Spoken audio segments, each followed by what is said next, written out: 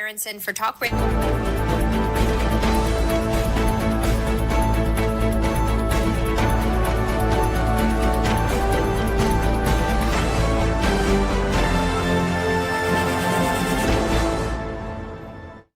The Rob Carson Show is presented by Chapter, Medicare Guidance Simplified. Hold it now. You are about to hear the most interesting, informative, thought-provoking, and funny show in America. On air and on the World Wide Web. This is the Rob Carson Show. This is the Rob Carson Show. T-minus 1 day until Friday, and lots of good news. Lots of good news. That idiotic attempt at taking away representation for Republicans in the state of Virginia has been put on hold. The election null and void headed to the Virginia Supreme Court. Ha ha, Scam-Burglar. Scam-Burglar, by God. And, of course, the really good news is that the Southern Poverty Law Center is going to be going out of business. Yeah, they are.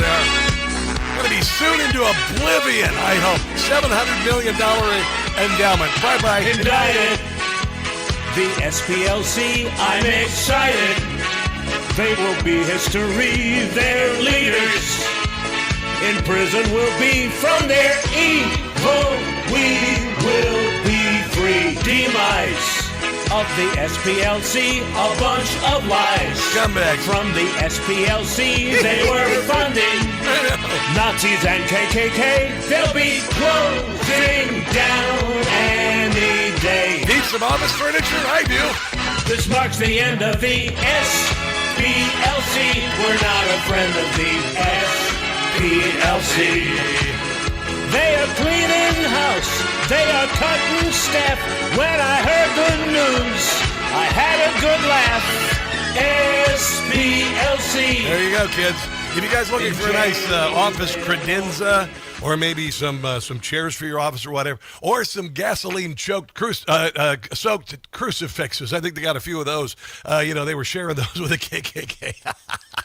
It's such good news. The Southern Poverty Law Center, the ones who went after Moms for America, you sick SOBs. I mean, you just honestly rotten, miserable, terrible people. Now we know. Now we know this entire, white supremacy bullcrap, which I called out on the first damn day of it when, Joe Biden said, white supremacy is the biggest threat to America. I laughed out loud. I'm like, you're out of your friggin' mind.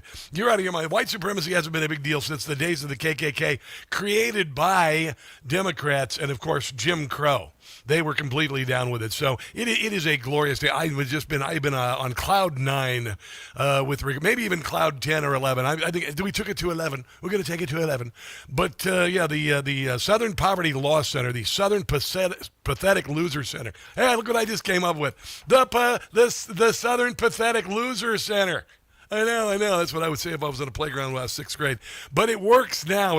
Even old CBS has got it. 40 years ago, the Southern Poverty Law Center bankrupted the Klan and later recovered millions from neo-Nazi groups with lawsuits representing victims of violence. They started paying the neo-Nazis. But Tuesday, the tables turned. The Justice Department charged the organization with fraud for allegedly misleading donors and lying to financial institutions by paying members of violent extremist groups millions of dollars to act. Hey, here's the deal.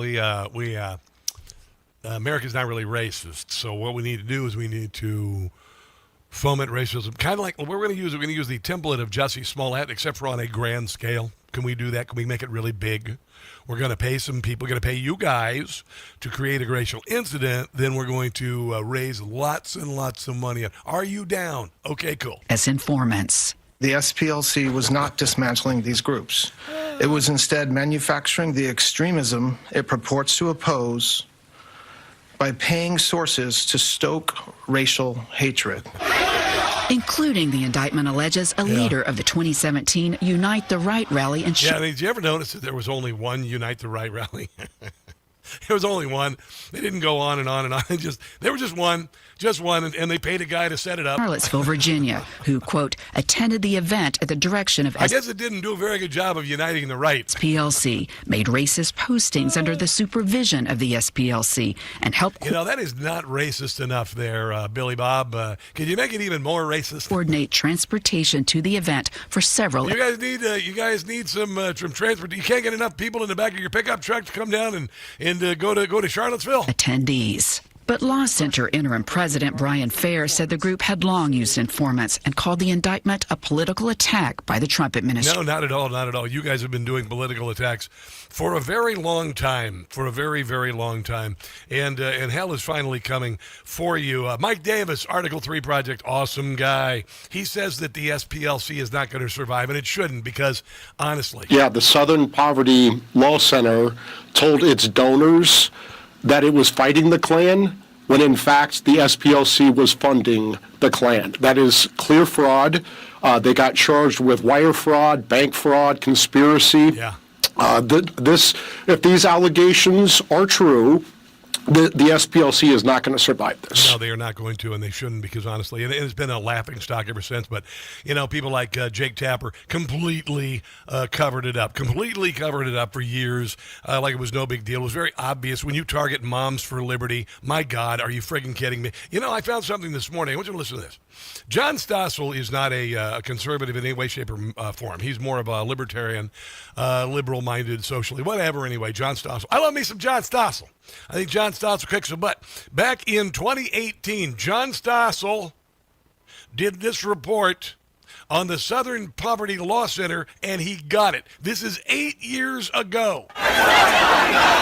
There are dangerous hate groups in America who will warn us about them. Yeah. The media have an answer. The Southern Poverty Law Center. The Southern Poverty Law Center. The Southern Poverty Law Center, based in that building in Alabama, calls itself the premier group monitoring hate groups. Yeah. Looking at their... And the Rainbow Coalition, they do a whole lot for racism.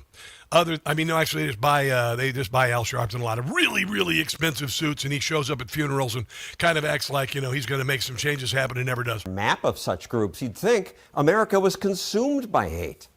I once believed in the center's mission. Well-meaning people still do. Apple just gave them $1 million. Yeah, I know. But what donors don't know What's that? is that today the center smears people who don't deserve to be smeared. Yeah. The presence of radical... Because you see, the racism thing is dying and has been dying.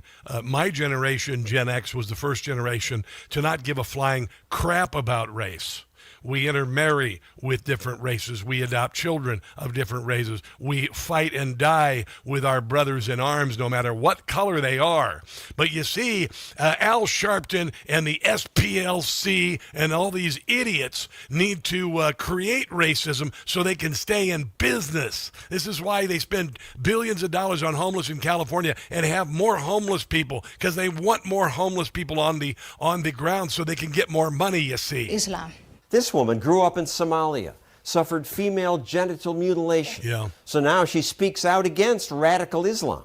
For that, the center put her on its list. Weird. Multiculturalism failed these communities. This man was once an Islamic extremist. Yeah. But then he decided radical Islam was wrong, and now he criticizes the radicals. The center labels him an anti-Muslim extremist, too.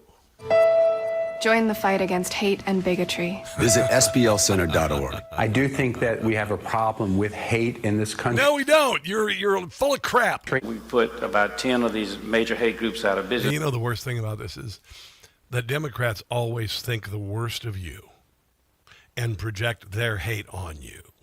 So when Jussie Smollett happens, everybody says, oh, it's because Chicago's racist, the people of Chicago are racist. When George Floyd died of an overdose because he was such a friggin' loser criminal in Minneapolis, everybody thought the worst of the police. Oh, you got to defund the police. The police are all racist. Police are all racist. And it's been that way. Mike Brown, I can go on and on and on and on and on. They always think the worst of us. Well, that bleep ends now. The center's leaders, Richard Cohen and Morris Dees, would not talk to me. So commentator Nomiki Kant stepped up to defend them. They have a long history of fighting against extremists like the KKK. Years ago, Harper's Magazine reported that the center's the wealthiest civil rights group in America. Yeah, there you go. One that spent most of its time and money on a fundraising campaign. What?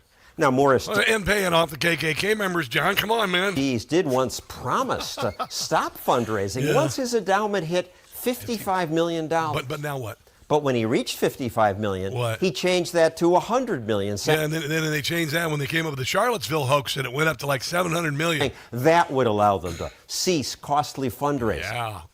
But when they reached $100 million, they didn't stop. No. Today, they have an endowment that now is over $320. Now it's $700 million after the Charlottesville hoax. The Charlottesville hoax was a giant fundraiser, and they worked with the Democrat Party to label MAGA white supremacist, and they worked with Joe Biden. They worked with the Democrat Party. And you know what, honestly, you know why I know this? Because I'm not stupid.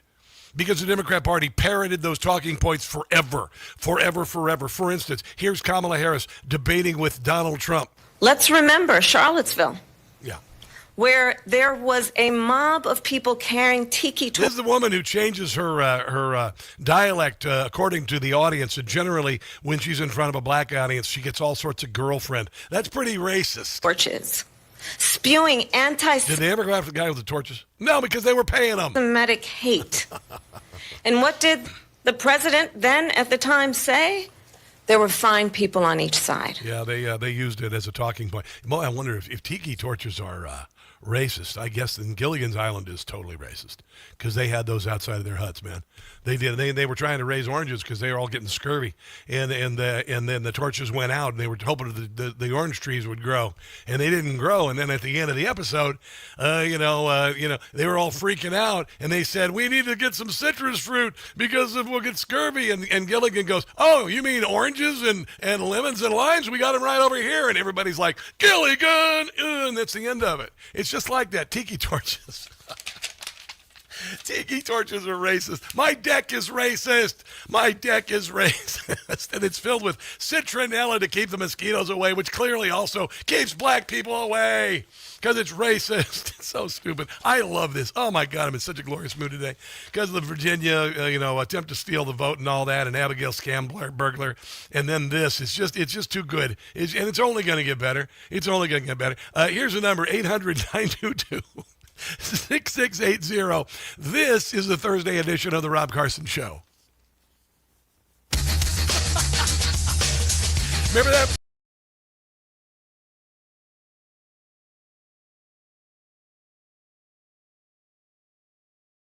Hey guys, it's Carson. If you are on Medicare or about to be, you could be overpaying right now and never know it. Here's why. Millions of seniors are in a plan that doesn't fit their needs. Because Medicare is complicated, many brokers just steer people into plans that pay them the most. That's absurd. That is so absurd, I decided to write a little slogan for it. Medicare sure ain't fair, and choosing a plan is a bear. Pick a plan with a broker if you dare, and you might end up with a scare. Okay, listen, it's a little rough. You need to know about Chapter. They're the only national advisor that looks at every plan in the country, matches your doctors, your prescriptions, and your situation to a plan that fits your needs. With Chapter, you'll see what a plan actually costs when you need it, not just the $0 some plans advertise.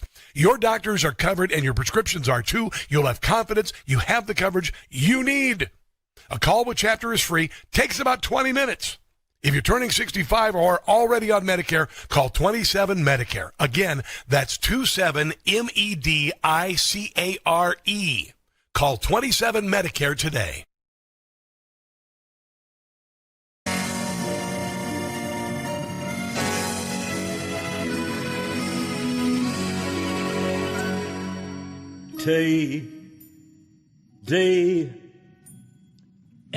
TDS, James Covell has TDS. Will I land in a psych ward? That is anybody's guess. It's for sure, I'm insane. I really can't explain why for Donald Trump I have so much disdain. I'm as crazy as a loon. I'm gonna crack up soon. It's expanding like a big balloon. It's gotten even worse. It's gonna be my curse. TDS, TDS, TDS. TDS, TDS, is it derangement? I say yes. Whenever Trump is mentioned, I become a giant mess. He causes me such pain, pain I can't contain. Of my existence, he has been a bane, like Ellen and Rosie. In our brain, he lives rent-free, driven me as crazy as can be. It's something I can't shake. How much more can I take? TDS, TDS, TDS.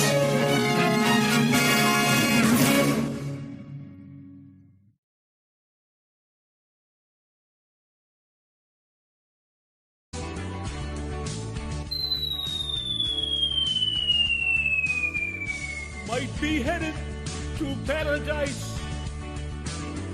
Surrendering might be good advice. Bombs over my head.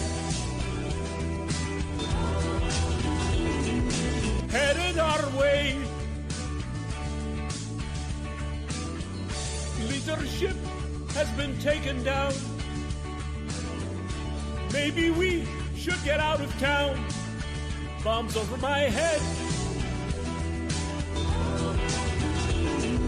Yes, we are doomed. Trump says he will take us out, and we'll be history. Has not left any doubt that a bomb is headed for me. The Ayatollah has said bye-bye. His successors and endangered.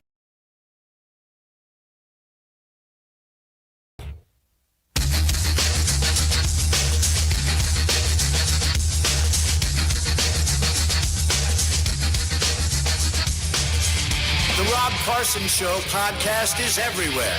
Go to newsmax.com/listen for details.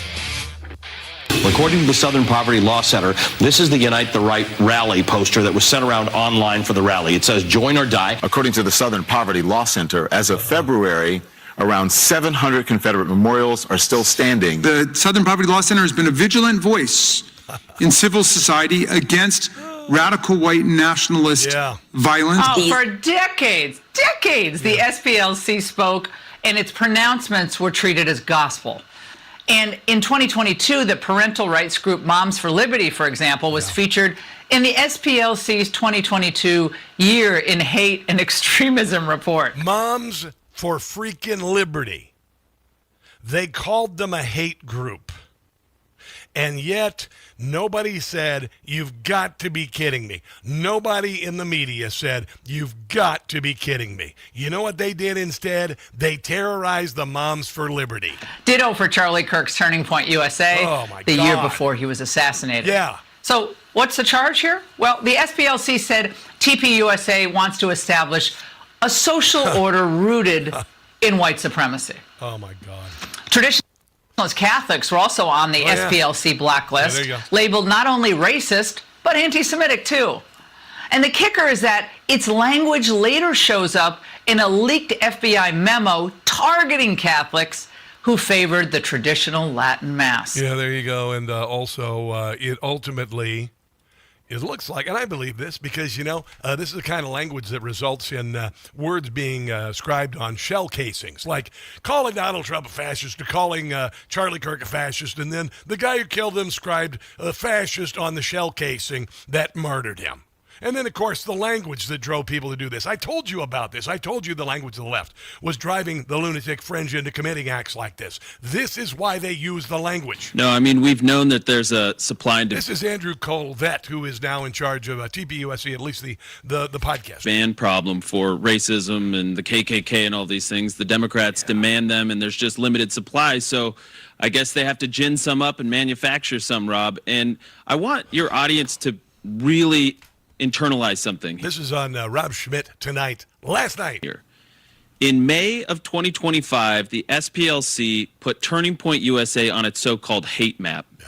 Less than 4 months later, my friend Charlie Kirk was assassinated by a radical militant progressive who said some hate cannot be negotiated out. Yeah, that's the language they've been using to foment violence. The same goes with Donald Trump, going after Donald Trump. You did this. Democrat Party, you did this. Southern Poverty, SPLC, whatever the hell.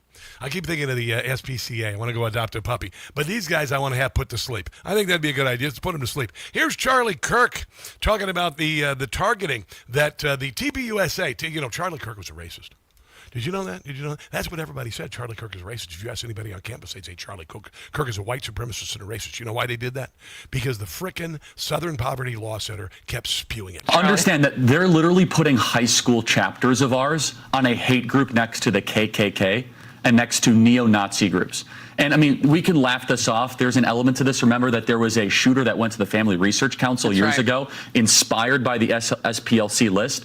This is them trying to make us basically surrender at Turning Point USA. We're going to do the opposite, and our students are only going to lean in even more. But they can't debate us on our ideas. They cannot have dialogue. They cannot actually go onto the merits of why they are right or why we might be wrong. Instead, they must smear us with the age-old one-liner that you are a racist or that you are a hater.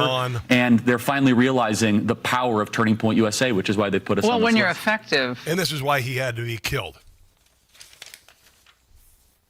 Shame on you. I hope you lose your bloody endowment and you all go to friggin' prison. Hell with you. I've endured this bull crap for years and years and years.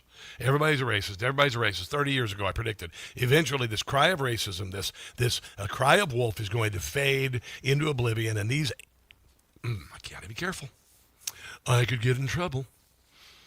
They didn't find enough racism, so they paid racists to make big incidents of racism so they could raise money. Man, oh man, oh man. I told you, the Democrat Party, what are they? They are like vampires. They're like movie vampires, kicking and screaming as they are dragged into hell. Trying to drag us, but it's not going to work.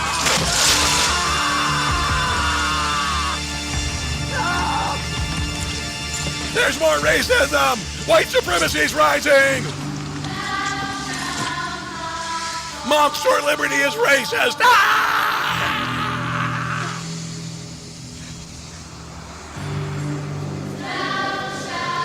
Donald Trump is a fascist Nazi!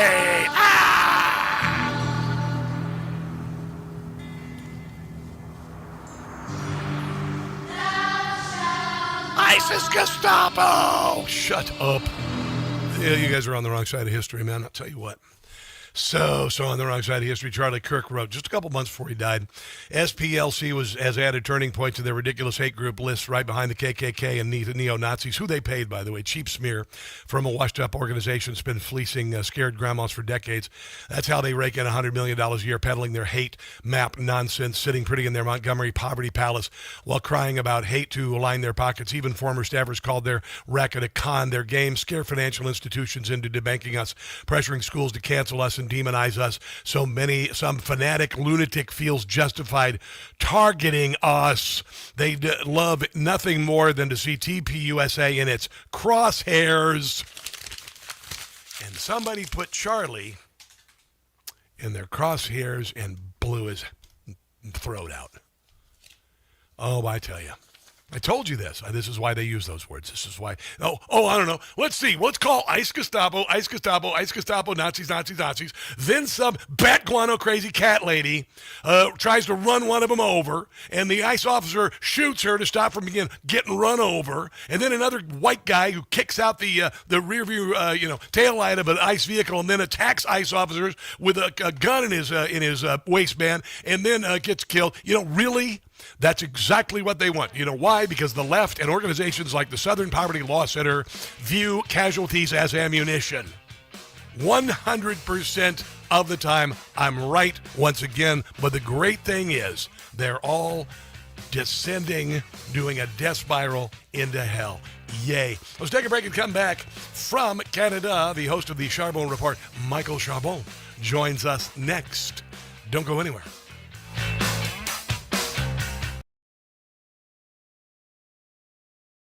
Hey guys, it's Rob Carson for Relief Factor. There's a reason why at my age I can still crush it at the gym, carry an armchair by myself, or do any home improvement project without pain during or after, and that's Relief Factor. When it comes to supplements, the two things that matter most, it works and you trust it. Relief Factor was created by a combat-wounded Vietnam veteran. He decided to become a doctor simply to help people, to heal them. If pain is holding you back, find out why so many people, including me, make Relief Factor a part of their daily routine. Try the 3-week quick start today. Go to relieffactor.com. That's relieffactor.com, or call 800-4RELIEF. That's 800-4RELIEF for Relief Factor.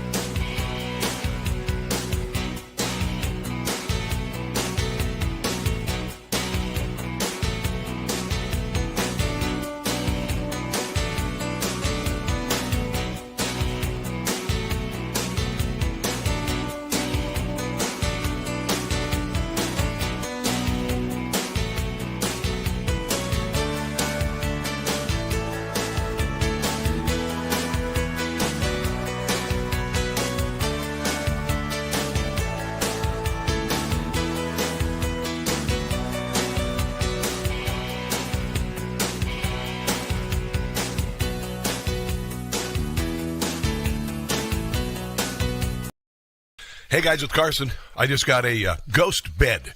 Yeah, no, pay attention here, because I've been sleeping on a foam mattress since I moved to the Washington, D.C. area, which is like sleeping on the sponge in your sink.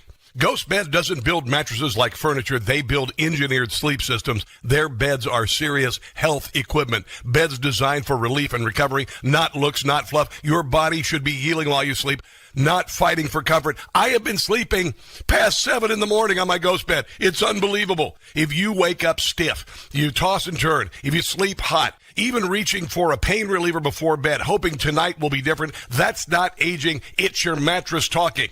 Another great thing I love about GhostBed, you get 101 nights to try it at home. If you don't like the difference, you can send it back risk-free. GhostBed is offering my audience their lowest prices of the season, plus an extra 10% off. Go to ghostbed.com/Carson. Use promo code Carson. That's ghostbed.com/Carson. Promo code Carson. You are going to love your new GhostBed.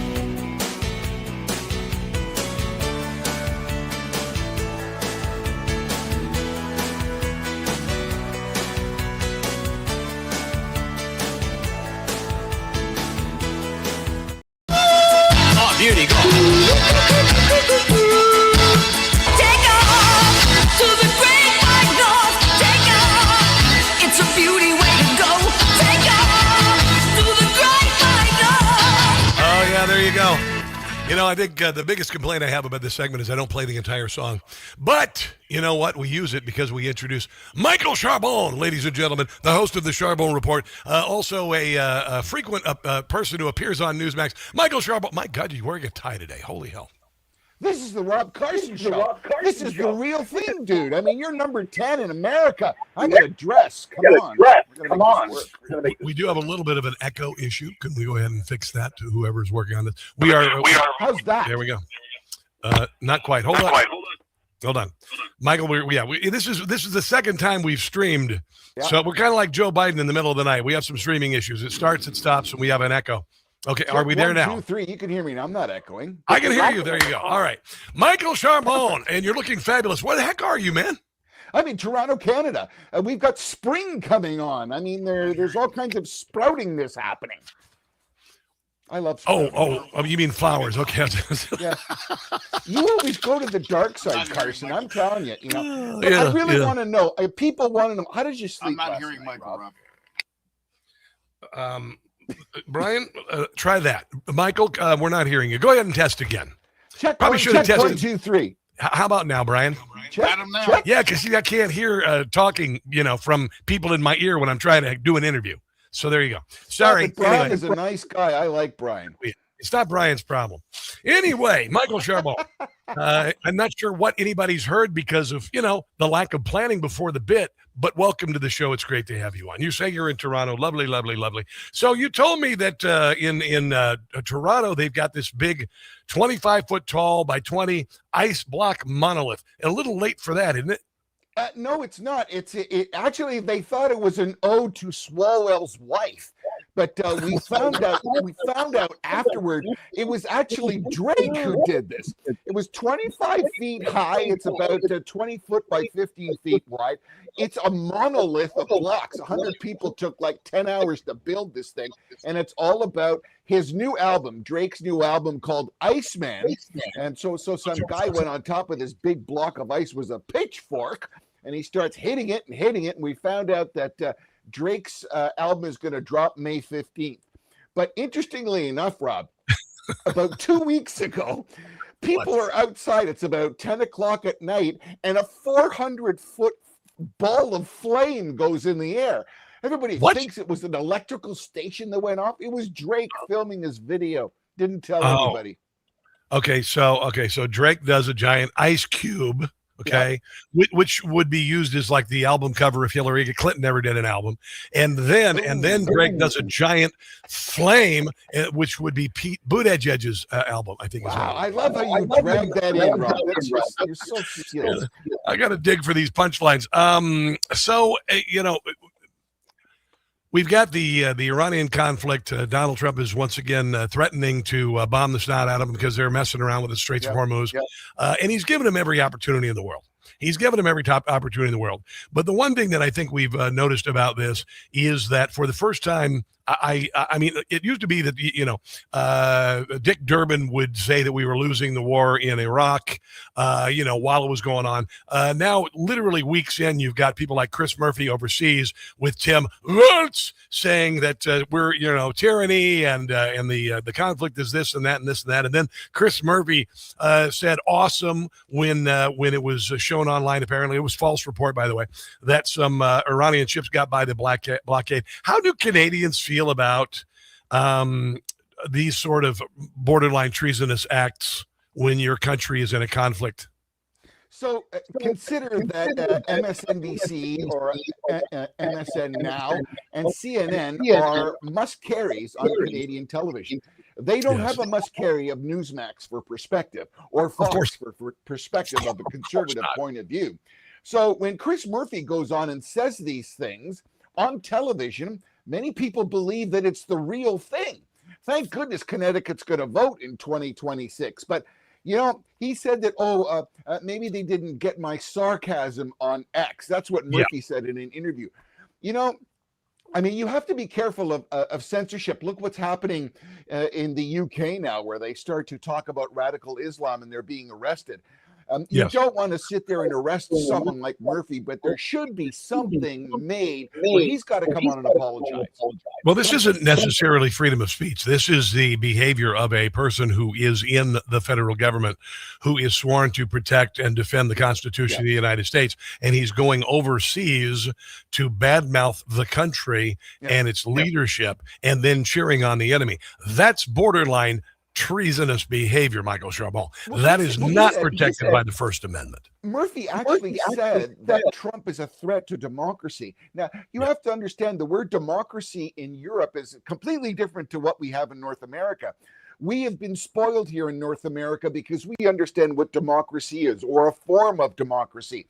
In Europe, many of them have experienced the tyranny of fascism and these rebel governments. So the word democracy, if someone comes over there and says, my president is a threat to democracy, I mean, there really has to be some reeling in. I mean, in other times, do you not think he would have get called into the principal's office and shown a picture of, someone and said, hey, stop it? I mean, I don't know. There's got to be a moment. I don't think I've seen any Republicans go over and speak on a foreign soil. You had the Davos summit where we had politicians over there bad-mouthing the country, bad-mouthing the president on foreign soil. Normally this ends at at shore's end, and you keep that criticism in the country. But to me, it sounds almost like a call to arms by the world, a figurative call to arms. SOS, help us. We need you. That's what it reminded me of when Chris Murphy spoke overseas recently in Spain. Yeah, and I think if you have an opinion as a Democrat, you can say you disagree with the Republican who's in power. We all, from the alternative party, always question the way that they're governing. But a threat to democracy, I mean, that's a shot across the bow. Let's say we're having a problem. Yeah, absolutely, 100%. Now, we know now that the Southern Poverty Law Center was a giant scam creating racism to raise money, work with the Democrat Party, create Charlottesville, all of this. I know that you've got that same sort of language parroted in Canada. Everybody's saying Canada's racist, people are racist, and all of that. Where does it come from there? Is it just from the left in general? Yes, and it comes from people who are so DEI'd, that you have to have diversity, equity, and inclusion, and all the rest of that. And we've had situations as of late, particularly in the criminal justice system, where a gentleman of Aboriginal origin was given a huge break after doing a vile thing to a child and convicted of it, but the judge said, because of his Aboriginal roots, we're going to reduce his sentence. I mean, we have the same problems. I think we have to have coming to Jesus, as they would say, if you'll excuse the reference, where we have to say the law is the law, and let's be fair and straight right across the board. Or in your case, a come to higher power moment is what it would be. Sure. Let's take a break and come back. Much to come with. You say that Canadians are kind of scared of us. We'll explain exactly why that is. And also, Canadians not coming to the U.S. We'll explain that coming up with Michael Charbon on The Rob Carson Show.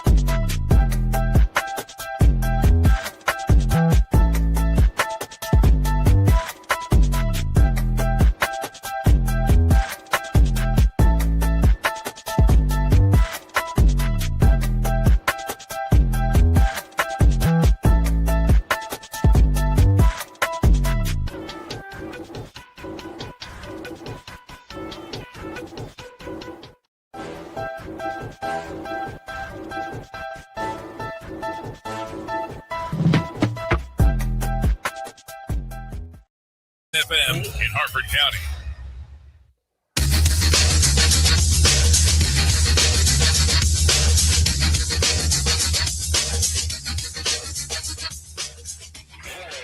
They made an excellent move. And if you want to look back at the former DOJ that came after parents, that came after our organization, they actually used the Patriot Act to put out a threat tag at parents that were showing up at school board meetings.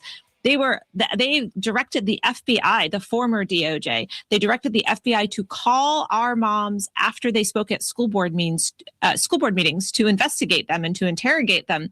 The things that went on under the Biden administration, I don't think America understands what happened. And so that is Moms for Liberty's Tina Deskovich. Not only the Biden administration go after him, but also the Southern Poverty Law Center decided that Moms for Liberty was racist. Like, I guess Mom's baking, maybe it might have been that cookies for the KKK event they did. I'm not, Michael Charbon. They called the Moms for Liberty racist. You know, I mean, honestly, and Jake Tapper never said, oh, I don't know, maybe they're not racist because they're Moms for Liberty. Yeah, but you know what the funny thing is that everybody who saw that and watched that thought it was ridiculous except Democrats, who ate it up like prejudged pablum. And everybody else is looking at that and saying they're defending their kids and they're talking about their education and they're being called racist. I mean, that's where the word got so diluted and everybody throwed it out. I mean, if you said to someone, no, you can't have a job because you're unqualified, you're racist. I mean, enough. Yeah, and I'm glad. And I said 30 years ago, I said eventually these false cries of racism are going to be like crying wolf. And I think we are there. And I hope and pray to God that Southern Poverty Law Center is sued into. They become the Poverty Law Center. They just become poor and they go out of business. Canadians, Black Lives Matter, Rob. Don't you think Black Lives Matter and the Southern Poverty? Because they should join each other. Because both those organizations were so skilled in raising millions and millions of dollars. And once my dad always said, once you scratch the paint of a used car and you see rust underneath, you know that it's really rotten underneath. And here are these two things that the Democrats held up in a chalice of, oh my God, now look at where they are. And the Southern Poverty Law Center was held together by Bondo. So there's that. So fixed up a car like we did in high school. You know what I'm talking about. Canadians are afraid to go to of America because you feel that we are dangerous and unpredictable because of Donald Trump. Really?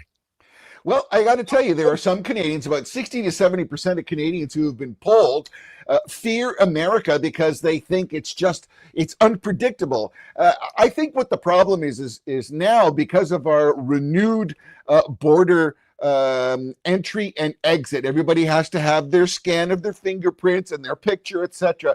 Some people are afraid of that. Canadians are afraid. But I'm going to tell you, those of us who travel to America for business and for pleasure to Florida, we're not afraid. What we're really afraid of is $1.37 Canadian for $1 American. That's what we're afraid of, dude.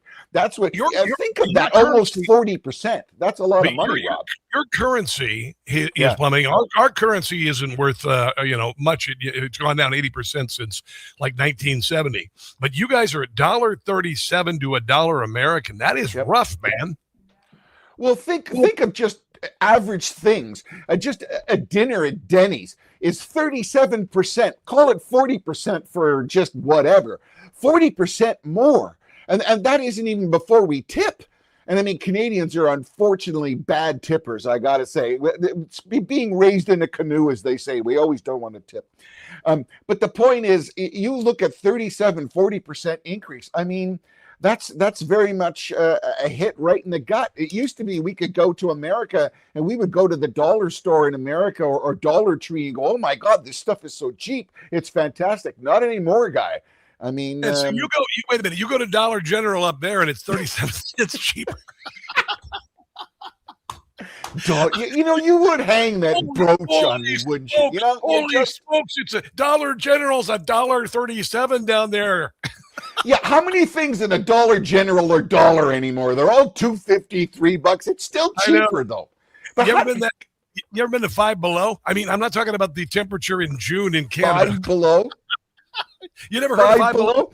This sounds like a speakeasy, Rob, that you go to on weekends. Five Below. No, man. Five Below it's actually, I love the store. My daughter and I go there all the time. And it's the typical fare you'd see in a dollar store, except for it's $5 and below. So it's a little bit more upscale if you consider. Upscale. Well, do you have to dress? Compared to dollar. Yes, you do. No pajama pants and then flip-flop. But no, it's $5 and below. You got to try it when you come down here. Of course, if you come down here, it'll be $5.37 and below. No, it'll be 37 times 5. So it'd be like $7 and below down here. I don't think, oh my gosh. Well, at least, you know what? I got to say one thing about Americans. They do respect Canadian beer because we produce real beer up here that tastes like beer, and it's got like alcohol in it, right? Speaking of alcohol, we still don't have any bourbon in Ontario and the majority of the provinces in Canada. It's worth $1 billion to you guys, and folks in Kentucky are getting a bit ticked. You heard about this? No. Yeah, so when Donald Trump put the tariffs on us, Rob Ford in Ontario and a bunch of other provincial premiers said, that's it. You want to play tariffs? We can play that game. Drop the puck. So they took all American booze and all California wines off all the shelves. And it's worth $1 billion. Like, that's a serious economic kick in the groin for all intents and purposes. And I really wish we could get all this stuff resolved. I mean, it's being ridiculous what it's costing both sides. What's happening in Canada now is what's going to happen to the United States because we are so intertwined. And I really wish they would just call it off and say, okay, free trade. And what Carney did. You got to stop being such a fearmonger and a doomsayer. Donald Trump is playing you guys until we get a damned conservative in office up there. In the meantime, get down here with a U-Haul. We'll load it up with some cheap bourbon and head up there and sell it on street corners for $1.37 on the dollar. How's that sound? I think it sounds like a good idea. The best old-fashioned I ever had was in San Francisco, and it was with real American bourbon. You can't beat it. Just go old-fashioned means something else, too. Anyway, thank you for being on the show today, Michael Charbon. Where can people find your glorious TV show and online presence? My online presence, michaelacharbon.com. I'm also on YouTube, and I'm on Newsmax on the John Glasgow Show every week just before 12 noon. The technical stuff ironed out, but it's a pleasure to have you on. It's great to see you, too, my brother. It really is. Thank you so much. You're a great guy, Rob. Love your show. All right, and I'm working on that bourbon, bro. We're going to bring some hooch up there. Let's take a break and come back. This is the Rob Carson Show. Who got the hooch? Who got the freshy? One Charcoal One said, I love watching the Rob Carson Show at lunchtime. He serves a hot plate of hard facts with a side of sweet and sour levity. Okay, I like that. I will be coming back for more servings. All right, there you go. Thank you. I appreciate it. That was very clever. Hello, Scott Davies and Glory Troll. Glory Troll. That sounds funny because there's another thing that has glory in it that has an old word behind it that's kind of dirty. Anyway, who's watching over on Facebook? Oh, I'm going to find Facebook here. Who's watching on Facebook? My TV show's Rob Carson's What in the World, and it's got the final draft of this weekend's show, and it is so damn funny. Oh my God! I always, when I tape the show, you know, I improvise everything, and then like the next day I wake up and I go, oh my God, what did I say? This weekend was like that. It's hilarious. It's a hilarious show. Hilarious show. All right, let's go over to my friends on Rumble. BO5. Okay, so that's my get rich scheme. I'm going to bootleg bourbon to Canada. You'll probably get arrested, but you know, whatever. I will keep my whiskey Wild Bill West. You know, you can make your own now, bro. You can make your own. Rob, don't buy the pickles. What pickles are you talking about, man? I'm looking up here. What's going on with that? Anyway, hope you're enjoying the show. Rob Carson's What in the World this weekend is crazy good. Crazy good. By the way, I had another one of those moments. I drove by church this morning. Space right in front of church. Stopped in. I posted it on Twitter this morning. I get it. Got the course correction. I got you. Here we go. Yep. Okay.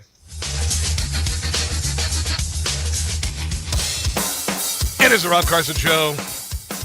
Already Thursday. Do you guys remember this guy here? This is the scariest sound you will hear when you live in a communist country. This is the last sound my parents heard when their fathers were taken away in the middle of the night, and they never saw their loved ones again. That is Hung Cow. He ran for office in the state of Virginia, and he is the new Secretary of the Navy. I texted him this morning, and I said, don't take this wrong, but I'm glad you lost your election. And he laughed, because I stay in touch with him. Now, this is 3 people that I have supported in their run for office. Now, I could be negative. I could say, well, I supported them and all 3 lost. But guess what? They went on to absolute greatness. You want to know who they are?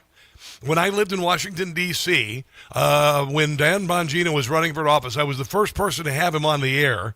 I did a weekend show on WMAL. For some reason, WMAL only thought my show was good enough for weekends. But anyway, had Dan Bongino on, got to know him really well, had a meteoric rise after losing 3 races for public office. There you go. Next person who I had on the show when they were running for office, Caroline Leavitt, ladies and gentlemen. Caroline Leavitt. And now Hung Cow is now the Secretary of the Navy. We hope to get him on very soon. I did talk to him, and he's got to do a lot of things, get sworn in and all that. But he's going to make a great Secretary of the Navy. Wow. Just wow. Not cow. Wow. Okay. By the way, had a brilliant night's sleep on the GhostBed. I mean, so good, so good, so good. Do you have a GhostBed yet? Have you gone on to ghostbed.com/Carson to save 10%? Last night I had one of those nights, and you know what? In the middle of the night, I wake up one time in the middle of the night, and it's usually because I have a great dream I'm in the middle of, and all of a sudden I go, whoa, like this, and I get up and I go, okay, I'll return to you in a second, and I literally go in and get a glass of milk, drink the milk, come back, get in bed, and go, let's go. Take 2. The intermission is over. Right to sleep. And then what do? I sleep until like 7:30 in the morning. It's so... I can't tell you how awesome it is. It's so freaking amazing. Best mattress ever. I've had a bed that cost $8,000 for the king size with the adjustable and all that. This costs 1/4 of that, and I'm sleeping so much better. Ghostbed.com/Carson. Ghostbed.com/Carson. It comes in a box. You unroll it. It pops up. Boing! Like some things. Anyway, ghostbed.com/Carson. Save 10%. American made and absolutely awesome. Hour number 2 of the Rob Carson Show is right ahead. The Virginia vote steal does a face plant. That's up next. Don't go anywhere.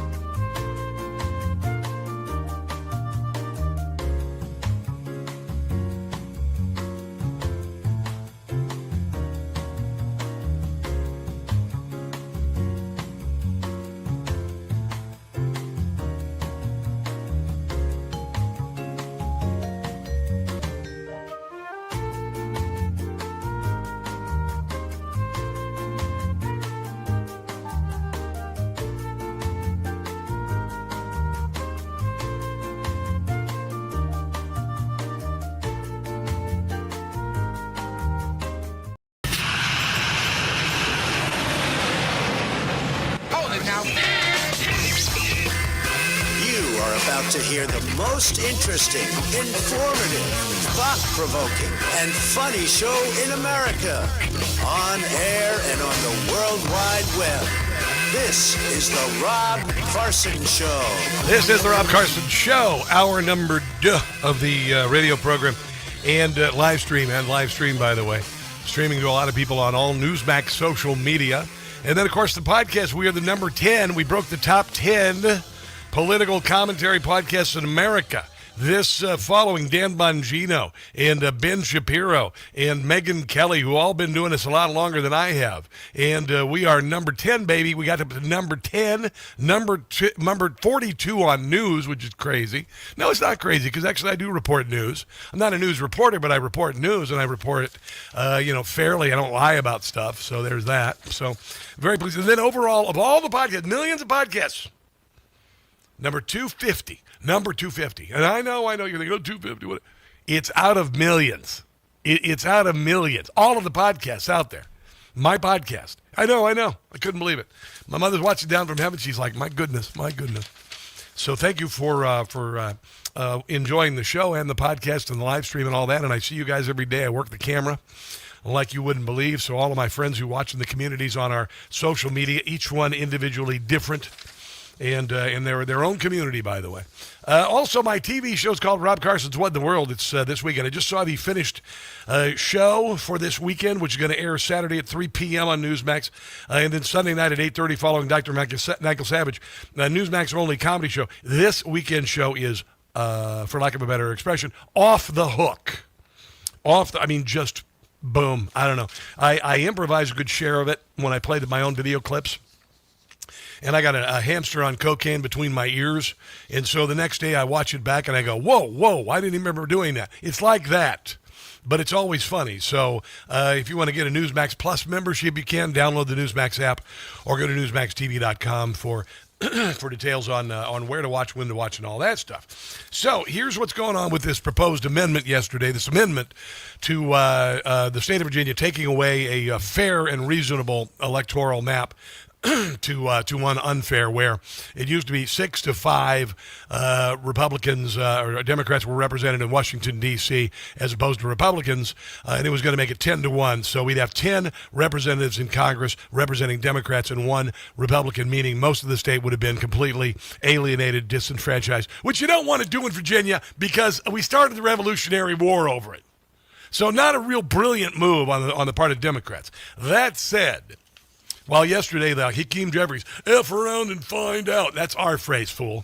That's our phrase. You wouldn't even know. You wouldn't even know what that means, F around and find out. But here's what's going on. Virginia court strikes down. This is the other one. Got another one here. Here it is. Virginia Circuit Court judge on Wednesday struck down the state voter-approved redistricting amendment in its entirety, ruling that the measure was unconstitutional from its inception, and that every vote cast in Tuesday's election for and against is illegal. Legally void is what they're saying.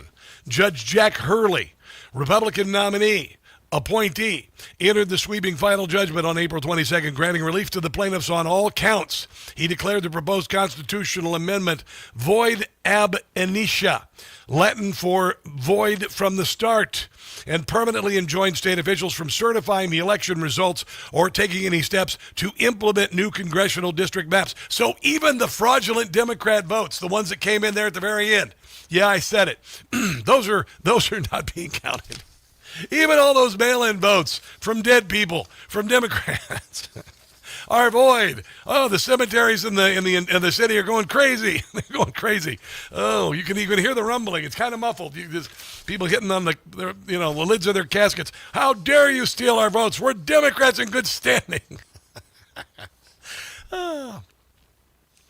The decision represents a stunning reversal of fortune for Democrats. The ruling throws the state's political landscape into immediate uncertainty, with the fate of the amendment now headed to the Court of Appeals. Wednesday ruling not Hurley's first attempt to stop the amendment. He issued similar rulings blocking the measure in January and again in February, and both times the Virginia Supreme Court stepped in to allow the process to move forward while it considered the underlying legal actions. Hurley claimed the procedural violations underpinning the amendment were so fundamental that they infected every stage of the process, which is true from the original legislative resolution to the design of the ballot itself. The judge ruled that H.U.R. 6007, the resolution that set the amendment in motion, was itself void from the start, having violated prior House joint resolutions and exceeding the scope of the call for the 2024 special session. And the damned ballot measure was worded thusly, which is deceptive. Should the Constitution of Virginia be amended to allow the General Assembly to temporarily adopt new congressional districts to restore fairness in the upcoming elections? Fair is not going from 6 to 5 to 10 to 1. That's the opposite of fair. So it was a piece of crap from the get-go. So there you go. Here's Ken Cuccinelli, used to be the AG of the state of Virginia, talking about the measure and it being shut down. It's just a trial court. The Virginia Supreme Court's going to make the final decision, and briefs are due in the Supreme Court in an earlier case tomorrow. And I understand, are going to hear oral argument on Monday. So, Rob, this is lightning speed for this court. Now, this is last night on Rob Schmidt tonight, by the way. There was another court in Virginia. The Tazewell Circuit Court also said the referendum was unconstitutional. I understand this is an election year and we need to know what the maps are. But it's, if anything, the ruling today in Tazewell County in Southwest Virginia may be consolidated with the existing case in front of the Virginia Supreme Court, but I expect this to happen very quickly. And look, these Democrats, they didn't care about the rules, and now what they want to say is, oh, the will of the people. Well, they should have thought about the rules that go along with all of this. They wanted to jam it down our throats like a date with Eric Swalwell. It's just a trial court. The Virginia Supreme Court's going to make the final decision, and briefs are due in the Supreme Court in an earlier case. There you go. So that is Ken Cuccinelli. And then there's this. Kelly Sadler, who served as a special assistant to President Donald Trump, wrote a column exposing a shocking incident she says occurred when she picked up her kids from school in Fairfax County. There were some teachers there saying, go home and tell mom and dad to vote yes. Fairfax County teachers busted turning students into Democrats activists to push radical redistricting gerrymander to stop Trump at all costs. But they picked the wrong mom to send this message to because it was Kelly Sadler. On Friday, I picked up my 14-year-old twin boys from school. Both jumped in the car, asked whether I was voting yes on Virginia's redistricting measure Tuesday. That's a no, she said. Turns out in both of their civics classes that day, taught by two different teachers in Fairfax County Public Schools, which are freaking awful, by the way. They're the ones who did the CRT, and the DEI and the FBI officials targeted, moms and dads for protesting at school board meetings. They were urged to go home, persuade their parents to vote yes on the measure to make Virginia's maps as fair as they can be and to stop Donald Trump at all costs. I swear. Fire every one of these people. Teach reading, writing, and math, and shut your damn mouth. How about that? Here's Scott Jennings saying this ruling is going to be tossed, or this ballot measure, this scam. I think it's on life support at best. That the referendum itself is a violation of the Virginia Constitution. I spoke to former Attorney General Ken Cuccinelli on my radio show just a few minutes ago. He thinks the Virginia Supreme Court may well throw this out because they violated the calendar rules that are in the Virginia Constitution, among other arguments. I'm not a betting man, but if I were, I'd be betting on no in the courts, even though they lost by a couple of points yesterday at the ballot box. Even though the Democrats won the race last night, this may not be over if the Virginia Supreme Court were to toss it maybe as soon as May. Yeah, there you go. And you see, here's the thing. It's on the wrong side of good and honesty. So it had to be booted. And it's really pathetic that awful, absolutely awful Governor Abigail Scam-Burglar would lie about who she was to become elected, would say 2 months before the election, oh, I don't plan on doing any gerrymandering, and then getting in and do it. Here is Wolf Blitzer talking to her last night, confronting her about whether she ran as a moderate and then lied and switched everything up. And, of course, she avoided the question. I know you campaigned for Governor as a moderate seeking to represent all Virginians, but what do you say to constituents who feel this ballot measure was partisan and only serves the interests of the Democratic Party? Which is true, by the way. I think that there's a broad array of things that I campaigned on, from affordability issues, lowering costs. Why did you come up with 80 new taxes? Of housing, healthcare, energy, strengthening. You're doing Green New Deal bullcrap. That's not going to rise. That's already risen the price of energy. Our agriculture and you don't know bleep from shine about agriculture. Our wood product industries here in Virginia, where agriculture is our number one private industry and forestry is number 3. Ensuring that I am listening to the Yeah, you still haven't answered the damn question. He asked you about running as a moderate and then lying about it. See, she doing it again right there. She's being dishonest once again. This crazy cat lady needs to be taken out of office. Mike Johnson was asked about the ballot measure that was a scam. Let me address Virginia. It's a hyper-partisan gerrymandering boondoggle. We fought hard. We raised a ton of money. Didn't raise enough. We did our best, but the Democrats in charge of Virginia foisted this upon the people. It is still in the courts. We are confident and calling upon the Virginia Supreme Court to do the obvious and right result, and that is to strike this thing down. Why? Because now the great thing is, what did they do, guys? What do I like to say about the left? They exposed their flank so we can kick their butts. They did it. They showed us exactly who they are and what they do. They showed us exactly who they are. And now Abigail Scam-Burglar's butt is in the air, and we're going to kick it. How's that sound? Let's take a break and come back. This is the Rob Carson Show.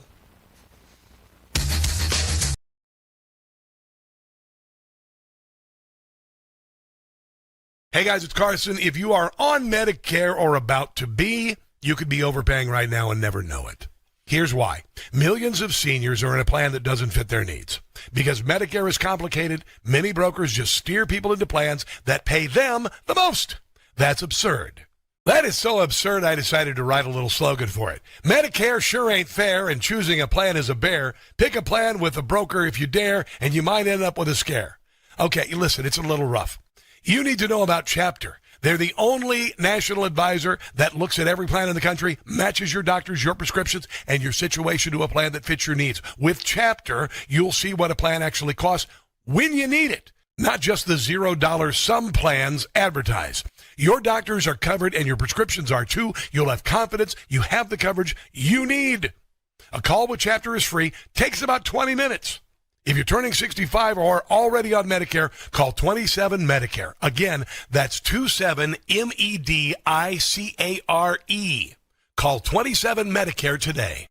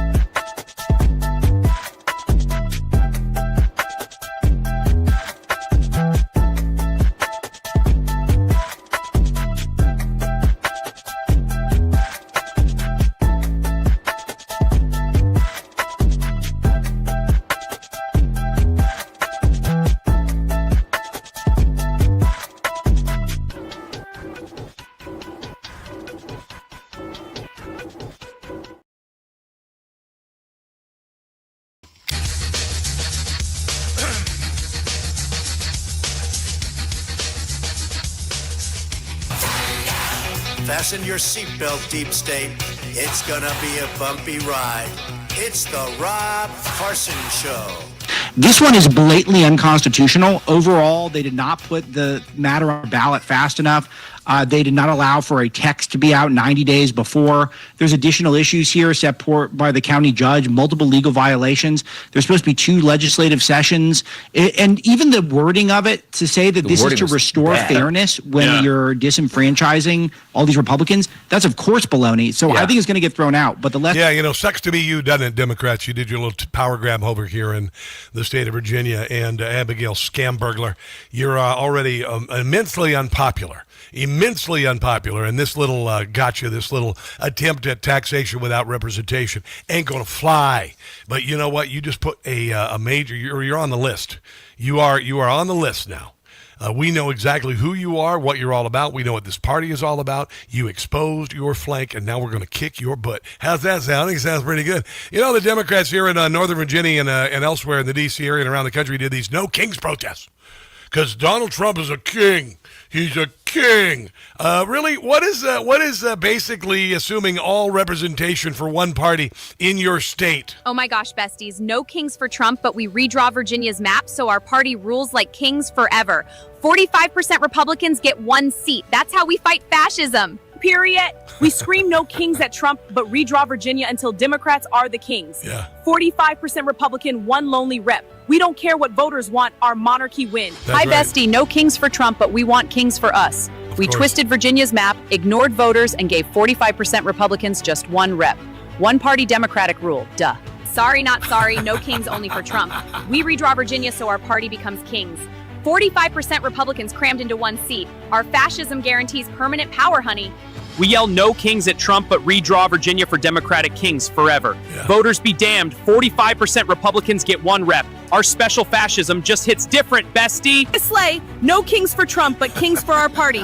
We gerrymandered Virginia, 45% Republican, and boom, 1 seat. Democratic kings decide everything now. Yeah. Fighting fascism, sweetie? Yeah, that is some good political satire. Adam Francisco, I believe, is the name on that. I think it was on TikTok or Instagram, one or the other, but damn good. I think done with AI. That's cool, but that's fine. It was just smart. It was just smart. So that's the positive about all this, and Jim Gossett. I think what it really put it over the top yesterday was this by Jim Gossett on the Rob Carson Show that really created some awareness on this. A scheme, Abigail's voting scheme. We know who you are now, Abby. To take votes away from each state. Say we thank you in a lame circumvent duck. Lame-o duck. The Electoral College must stop them before it's too late. That's a good idea. This is their quest. Votes they want to rig. Nice try. Results will be massive. The theft will be big. Abigail has betrayed. She has sold out her state. It's unconstitutional. There can't be any debate. So wrong. We must end it today. Here it is.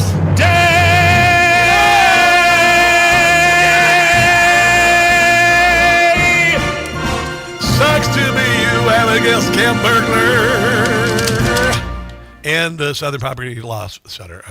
Yeah, you guys are toast. I love it. When there are constraints on commodities, prices surge. You saw it with fuel prices, Straits of Hormuz, and all that crap. And did you know what else is limited? Gold. They mine it out of the ground. You can't print gold. You can't print gold, people.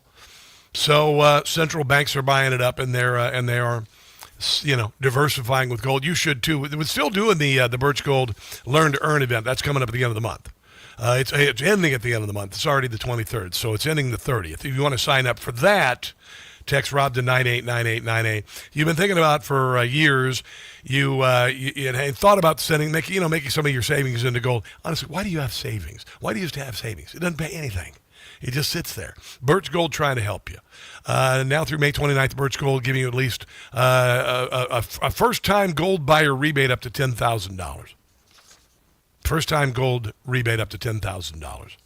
Get a free information kit on diversifying with gold. Text Rob to the number 989898. Birch Gold can help you convert an existing IRA or 401k into a tax-sheltered IRA and physical gold. So sign up for Learn and Earn. And then when you're ready to pull the trigger on gold, you're going to be able to earn up to $10,000 for a first-time gold buyer rebate. Hello! Text my name, Rob, to 989898 for that. This last night, Dana Bash on CNN was interviewing this guy, James Blair. I don't know James Blair, but I agree with him on the midterms. I want you to listen to what this guy has to say, because the Democrat Party is thinking, for whatever reason, that they're going to win the midterms because it's the midterms. It's like saying a toddler that pitching a fit and rolling around on the floor at the cash register at the grocery store is going to mean you're going to get lasagna when you get home. It ain't going to happen. What is your diagnosis for why you and Republicans failed to push back the Democrats' redistricting plan? Well, first, I would reframe that in Virginia. So this is a state in November of 2025 that went by 15 points to the He is the 2024 Trump campaign political director. Democrats for governor and about 8 points for attorney general. Last night, this was a 3-point race. That's actually a 3-point overperformance of the Trump 2024 historic performance in Virginia. So just as a baseline for all the Democrats crowing this morning, if Republicans perform anywhere near on average the way they did in Virginia last night, we not only add seats to the Senate, but we add seats to the House. What? And we have a historic midterm. It was very close last night. There's a backlash to the fact that they were not honest, and the same is going to be true in November. They don't have policies to run on. They don't have a vision to run on. We're going to make them litigate the question of their policies in November. And again, if it turns out the way it did last night, Democrats are not going to win the majority in either chamber. There you go. What have I been saying? I've been saying that the Democrats are running on nothing, and they are despicable and insane. What are they running on, really? Tell me what their plan is for the economy. Energy production, world peace, the border. They want to do everything Joe Biden did, which destroyed the damn country. And they're doing it. They're throwing everything at Donald Trump. Saying the inflation is this and all this, and no, the war is whatever. Honestly, and I told you, what do? We overwhelm them with joy, patriotism, and faith, and faith, and faith. They're on the wrong side of history. They're on the wrong side of God. You can feel it. You can feel it. And Democrats in the audience, I know you can feel it too. I know you can feel it too. You don't like your money stolen from you. You don't like your vote stolen from you. You don't like this anti-God nonsense. You don't think that children should be given gender surgery to mutilate them for lives. This is your party. And we can either straighten this party out or drive them into the pits of hell and create another one. We'll see what happens. Let's take a break and come back on the way. RFK Jr. annihilates Democrats on Capitol Hill. Don't go anywhere.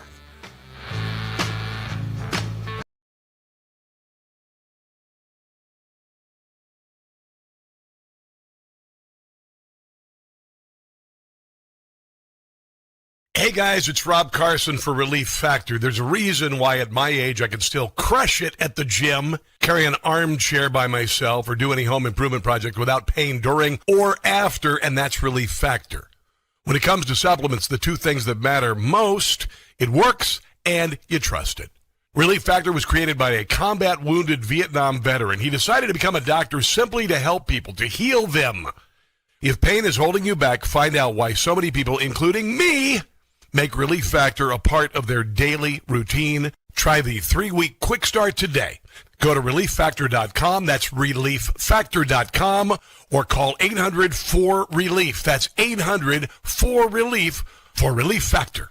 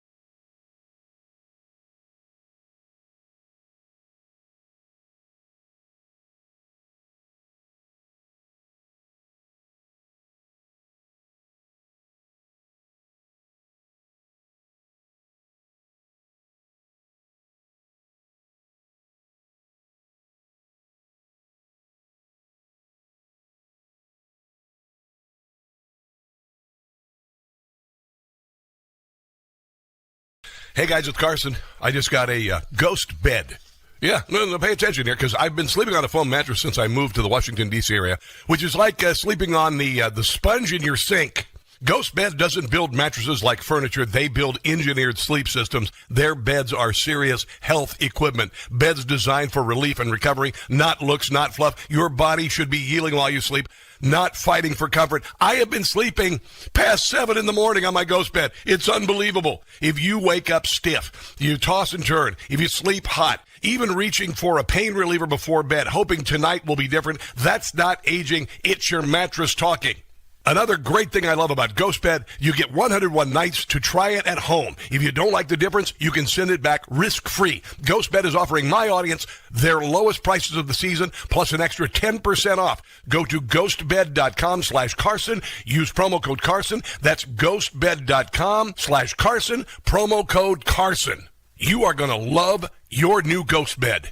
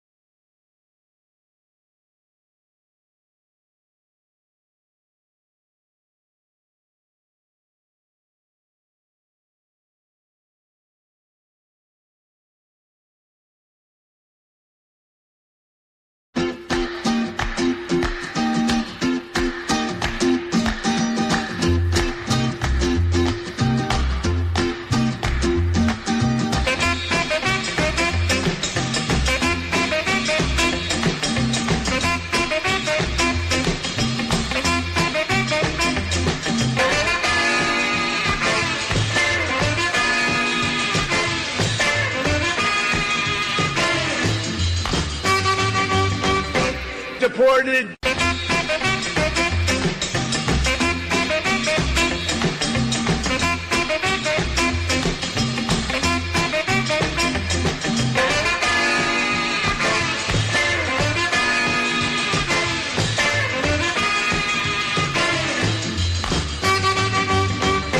Deported.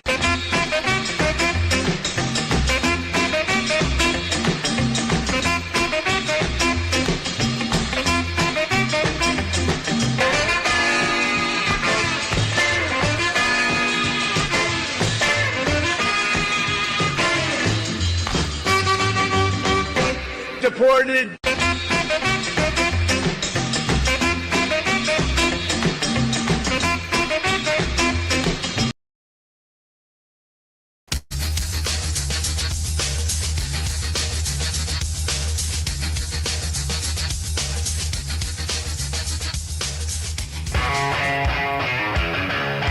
There you go. That is Philip Sayce, by the way. Philip Sayce.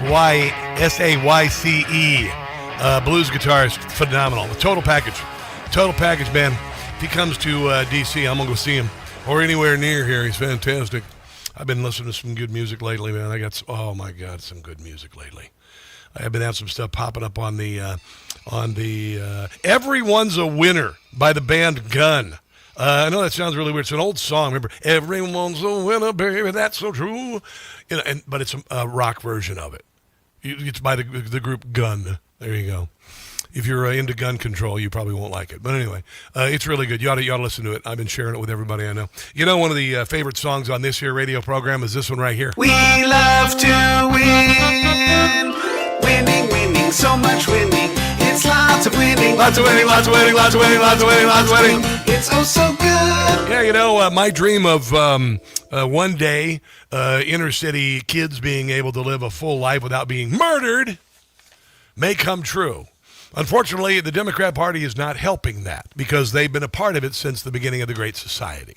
And they still preside over it in places like Baltimore, where they could give a rat's behind about young black flesh. Also in cities like Chicago, where Barack Obama has never said anything that would be remotely helpful with regard to black-on-black crime because, you know, he rides side saddle on a bike and has never had a job. Sorry. Yeah, he's not exactly down with the struggle. Donald Trump decided to do something about Memphis. I want you to listen to this. Memphis, one of the most dangerous cities in America, now become a model for how you fight crime when you have a terrible DA. From its peak, murders down 47%. Carjackings, 48. Robberies, 51. Vehicle theft down 80%. State troopers took over interstate patrol, freeing up local officers. Police launched focused initiatives targeting fugitives, violent repeat offenders, and gang members. National Guard, federal agents, and U.S. Marshals came in, made 9,000 arrests, including 400 gang members, plus 629 illegal firearms seized, 150 missing children located. Technology filled in the gaps. Police deployed license plate readers. Citywide expanded drone use. Opened a downtown command center. Overall crime is down 43% compared to the same time last year. They've got a long way to go. The DA is still dismissing 3 out of every 4 felony cases because that's a Democrat frickin' DA. That's what's so bloody wrong with these people. Meanwhile, in Washington, D.C., Judge Jeanine has some amazing news about an international car theft ring. All right, everyone, good morning. We are here to announce a 15-count indictment handed up yesterday in federal district court involving an international auto theft ring. They don't need keys, and they don't need hot wiring. Nope. No smashed windows, no drama. Nope. Just a sleek electronic device called an autel, A-U-T-E-L. And in under a minute, the car's brain is rewritten. The car is gone in 60 seconds. Wow. Welcome to the new world of car theft. In the dead of night, crews strike the streets in Washington, D.C., in Maryland, and in Pennsylvania. And in seconds, they reprogram Corvettes, Camaros, Honda Civics, and a Honda Civic, by the way, is the most popular stolen car in the country today. Well, hold on. So, okay, hold on. One of these things is not like the other. Corvettes, Camaros, Lamborghinis, Bugattis, and Honda Civics. Okay, sure. Actually, one of the reasons why those cars are... I would assume, because I sold cars and know a few things about this, is because they're reliable and that they can find parts for them. That's one of the big things. You ever notice over in the Middle East, whenever you, in the desert, you see these Toyota Tacomas with a 50 cal in the back. The reason why they love those trucks is because you can just beat the snot out of them and they drive forever. Maybe that's why they do the Honda Civics, but wouldn't be my choice of cars to steal. Although, you maybe don't want to drive around a flashy car. You don't want to drive around the Civic. So there you go. That's an international car theft ring here in Washington, D.C. Holy hell. That's pretty darn cool. That is pretty darn cool. Houston City Council, by a vote of 13-4, passed a new policy resolution. Appears to resolve the dispute with the state of Texas over ICE cooperation shortly before today's 2-hour debate. That's yesterday. And vote. Houston ICE officials announced officers arrested 277 criminal aliens. See, there are a couple of idiots on the city council who said, we're not going to cooperate with ICE. And so the federal government said, okay, you're not going to have $120 million. You're not going to get the money. And they went, uh-oh. And so they restored the money, and now ICE is working with local authorities. And so far, 277 criminal illegals have been convicted of. They had been convicted of 751 criminal offenses, illegally entered the United States 654 times between April 6th and April 17th. 17 child predators, 6 murders, 16 drug traffickers, 15 gang members or associates, 67 robbers, 2 ICE fugitive wanted for murder, and illegal aliens convicted of hit and run. ICE arrested these monsters with assistance from federal, state, and local law enforcement partners. There you go. Yesterday, ICE, the funding for ICE was passed through the Senate. To pass funding for ICE and Border Patrol after a voting marathon. Ayes are 50, the nays are 48, and the concurrent resolution. Yeah, is passed. There you go. So that. And the Democrat Party doesn't like ICE because it's immigrations and customs enforcement. They brought in 20 million people to the southern border, unvetted for disease, criminality, gang membership, possibly military-age men from wherever, flown on planes without checking their ID with us, by the way, on the same planes. 350,000 children trafficked for sex or labor. hundreds of thousands of Americans killed by fentanyl brought across the southern border, thousands killed on the trip through the Darien Gap. 3 a day drowned in the Rio Grande. 3 a day. Children, families, the whole deal. That's your Democrat Party. Yet yesterday, Patty Murray said, Democrats have never called for the defunding of ICE, and of course was immediately rebuked. I've not heard one Democrat say defund ICE. Right now, Democrats have the power to defund and abolish ICE. We should do it. It is beyond time to defund No, ICE. it wasn't. An agency that didn't they say the same thing about defunding the police? Oh, yeah, they did. Does not care about the law, does not care what courts say, thinks it is accountable to no one. Shut up. Except for the President of the United States. We can't fund that kind of agency. We would be violating our oath of office, all of us, to fund an agency that just doesn't care. That was all a big lie. It was a big lie like Southern Poverty Law Center calling TPUSA racist and Moms for Liberty racist and white supremacist. That's exactly the same damn thing. But these a-holes did this to ICE agents, men and women who go out and enforce immigration to get illegals out of the country. I said illegals. Illegals and illegal alien criminals. And by the way, if you're here illegally, that's a crime. Sorry, it just is. And the Democrats hate it because they wanted the illegals to vote. Here's a little montage of the Democrats calling the ICE Gestapo. Every single ICE agent who's engaged in this aggressive overreach, no matter what it takes, no matter how long it takes, will of course... They were responding in Minneapolis to violence against them by the people who've been whipped into a frenzy by people like you, Hakeem. Be identified. This is not the 1930s. Secret police who are masked, who are intimidating, who are scaring people. These Gestapo-like tactics. This is Gestapo-like behavior. Donald Trump's modern-day Gestapo is... Didn't work out so well for you, did it? You also did it, you morons, with the police in the summer of 2020. And look at the mayhem you caused. This is your Democrat Party, I swear to God. Let's take a break and come back. This is the Rob Carson Show.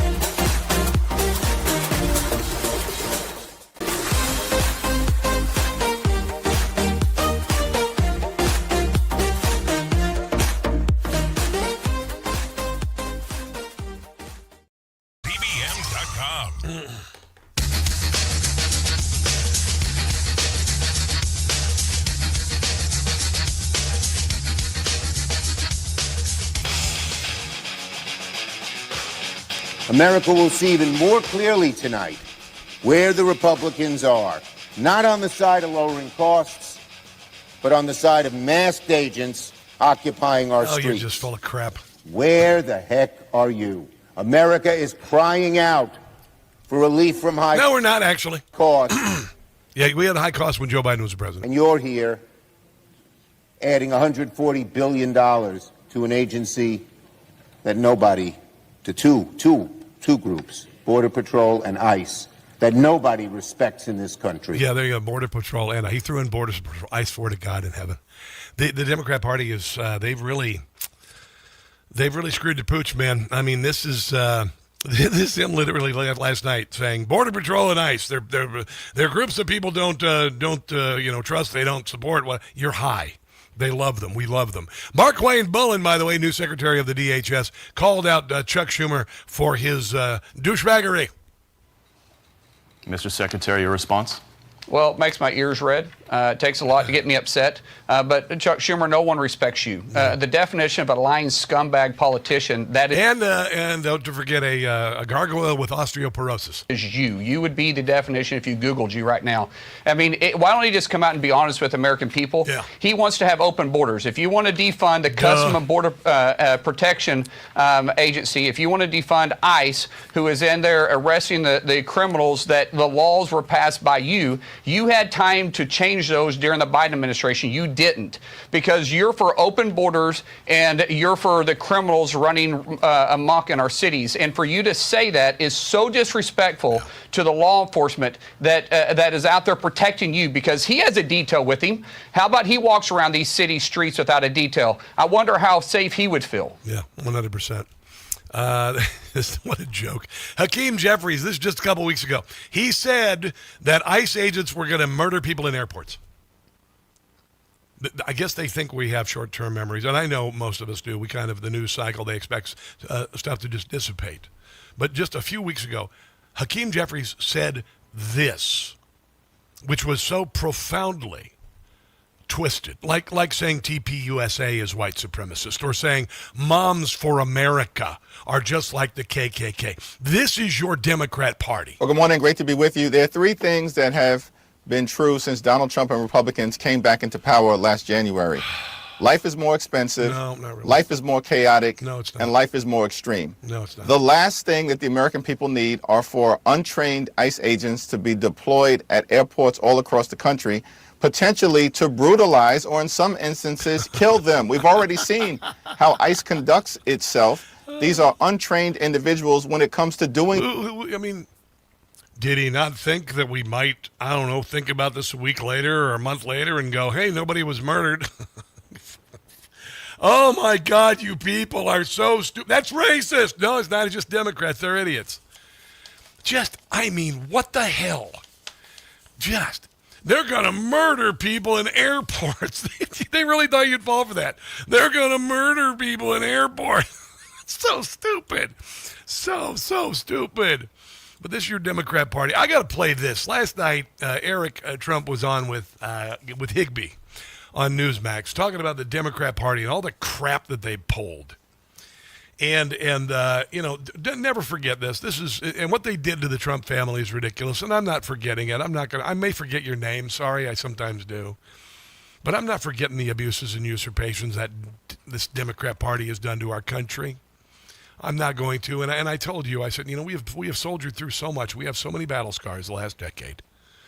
But we've always gotten up, and we've always dusted ourselves and kept fighting. Here is Eric Trump. I don't know why it doesn't surprise anybody, right? I mean, listen, they've cheated the entire time. They started by making up the Russia hoax. They made up, the dirty dossiers. Yeah, they did. They were storming our house. They were raiding Mar-a-Lago. They were indicting my father. They indicted my father 91 times. Yeah. They threw him off of Twitter. They threw him off of Facebook. They threw him off of Instagram. They threw him off of YouTube. You know why? Because they didn't want... They did the same thing to us. The man to have a voice. They wanted him to be in jail. I mean, do the games that they play in Virginia... Do they shock you at all? I can tell you, as a person who was on the receiving end of all of this, none of this comes as a shock. The Democrats have policies that are horrible. They can't win on their policies, so what do? They cheat like hell. They go after the family of their... And they cry racism. Political opponents. They try and throw their political opponents in jail. They try and remove the First Amendment right of their political opponents. They try and bankrupt their political opponents.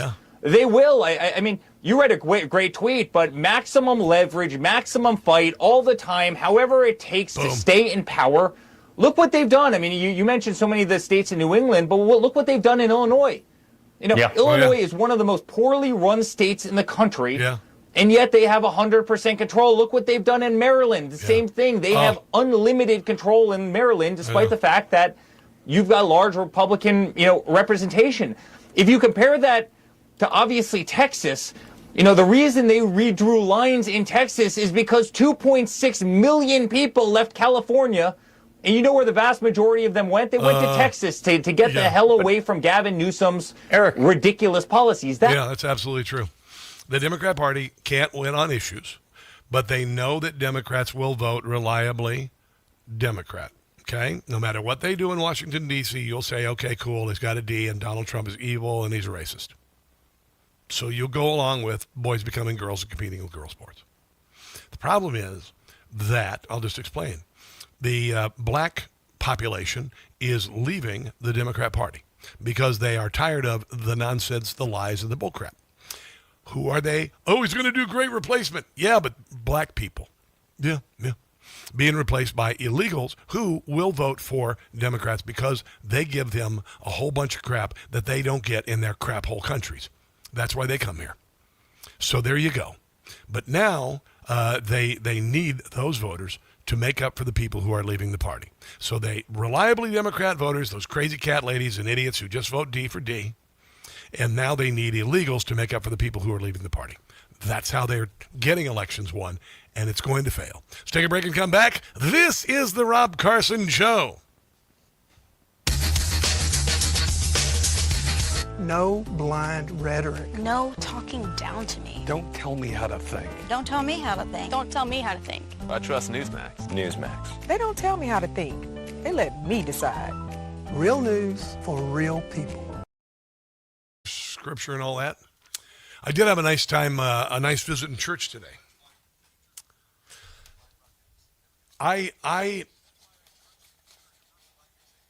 There's something happening in my life that I know it's happening everywhere. I've never felt, I was raised Catholic, and I haven't been close to the Catholic Church for a very long time. I go on Easter every few years, and I haven't been since my mother died. And this Easter, I just felt like I got called there. And I drove by the church. There was no parking and all this, and I drove into work, and then it's just like somebody steered the car. And I drive back, and the parking space was open in front. And I went in, and I saw my cousin, who I haven't seen since I moved here. She lives in D.C. She just appeared there. She felt the same thing. She needed to be at that church then. And since then, I've been a bunch of times just to be in the sanctuary. And every time the space in front of the door opens for me, I'm not saying God's giving me, he's my valet. I'm having some unbelievable conversations. And this morning, Catholics, they always, they confess their sins. And this morning, I asked God to do that. And a lot of times when I pray, my mind is full of thoughts and all this. And when I said, I want you to forgive me for my sins and the hurt I've caused in my life, the noise went away. It was all gone. All the noise was gone. I was only focused on where I was in the church and my talk to God. I'm not kidding. It happened today. It was crystal clear. It was unbelievable. All right.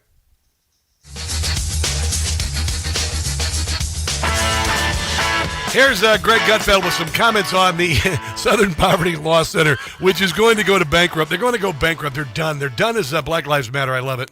You must remember this. 6 years ago, neo-Nazis marched out of a field in Charlottesville, Virginia, literally carrying torches and neo-Nazi flags. What'd you hear?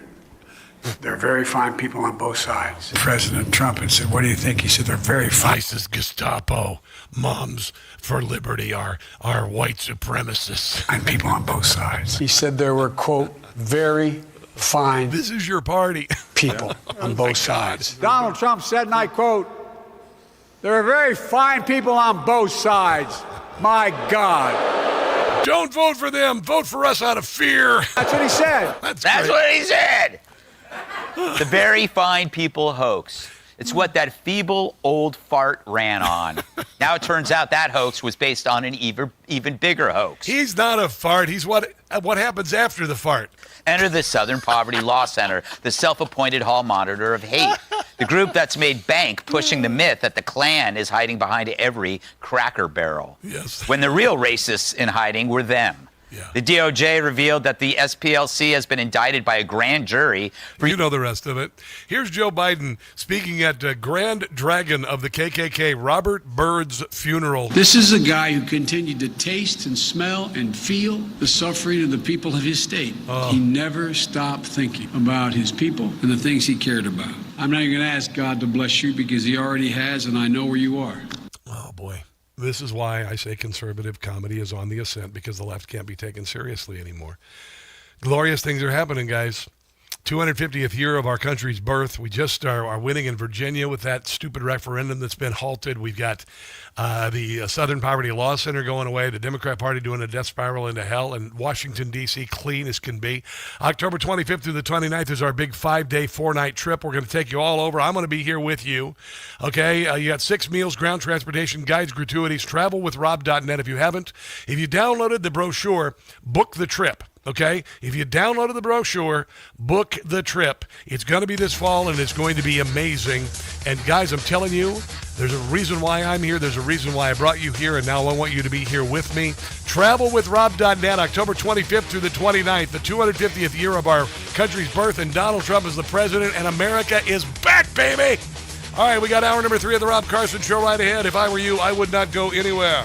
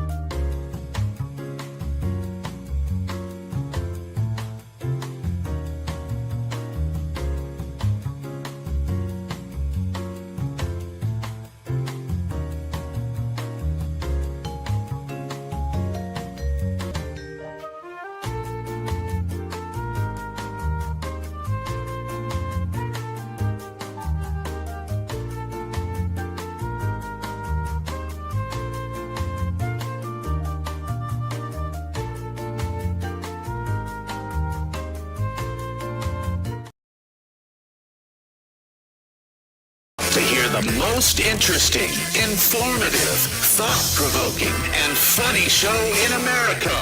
On air and on the World Wide Web. This is the Rob Carson Show. It is the Rob Carson Show. Last hour of the Rob Carson Show. We're in celebratory mood today because the Southern Poverty Law Center has been exposed for what it is, a giant money-making scam for the Democrat Party meant to besmirch and smear Republicans. Thank you. Indicted. The SPLC, I'm excited. They will be history, their leaders. In prison will be from their evil. We will be free. Demise of the SPLC, a bunch of lies. From the SPLC, they were funding Nazis and KKK. They'll be closing down any day. This marks the end of the SPLC. We're not a friend of the SPLC. They are cleaning house. They are cutting staff. When I heard the news, I had a good laugh. SPLC. I love it. That's a big story because they've run roughshod over the country for many years, calling Moms for Liberty and TPUSA. White supremacist organizations stoking the lie of the rise of white supremacy in this country. It's always been an absurdity. It's always been an absurdity. I'm so glad to know it was just a psyop. And, honestly, it was a joke from the very beginning. The same thing, the Charlottesville rally equals January the 6th. The same nonsense, all of this. I've been saying it for a year. It's all coming out. It's all coming out, and the Democrat Party is plummeting into the abyss. Todd Blanche was on with Rob Schmidt last night talking about the SPLC. And one of the things they did, they were part of the censorship cabal of the Democrat Party and Joe Biden. Conservatives in this country who are afraid to speak their minds, afraid that if they're nominated for a judgeship, for example, that organizations like the Southern Poverty Law Center will come out attacking them simply for their beliefs. And so you have an effort, a successful effort at times, to muzzle and to keep quiet conservatives. And when you hear about what's alleged in the indictment, it should really make you check yourself, because when you see that there was over $1 million over a several-year period paid to an individual who was a very senior leader of a hate group, paid to that individual by the KKK. Just a real quick for the news announcers out there. It's Ku Klux Klan.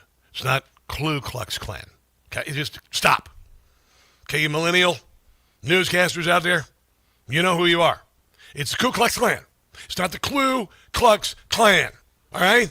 Get a clue. Southern Poverty Law Center.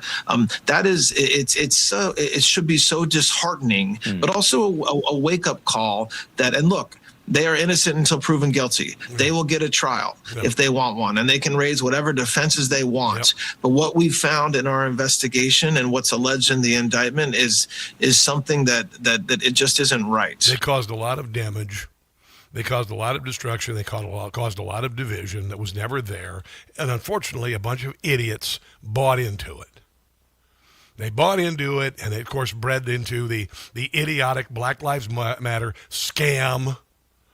I had friends of mine my old liberal friends in Maryland who were my best friends for 12 years and now no longer talk to me.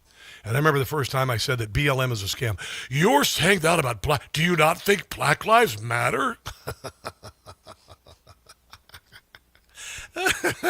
That was the beginning of the end with my friendship with Marylanders. Here is Dave Rubin on John Bachman's show on Newsmax talking about SPLC censorship. Of course, and John, let's not forget the SPLC was also working with all sorts of big tech companies at the height of online censorship, 2017 to 2020-21. They were working with Google. They were working with PayPal to debank and deplatform people. John, you know this well. I mean, I had all sorts of problems on YouTube over the years because they were... I've never been able to make a dime on YouTube. I was demonetized immediately. Same goes with Facebook. One of the couldn't promote anything, couldn't sell my brand, couldn't do anything. Do not allow any promotion. This is what they did to us. Elon Musk saved free speech. Nonprofits, these bad names, and then once YouTube looks at that, they go, okay, well, we'll algorithmically suppress this guy. We'll make sure. Oh, it's so Soviet. Dear God, it's just like what the Soviets used to do. They'd censor mail coming in and out. They would either cut out the words or black marker it so you couldn't communicate. That's exactly what they did. My God.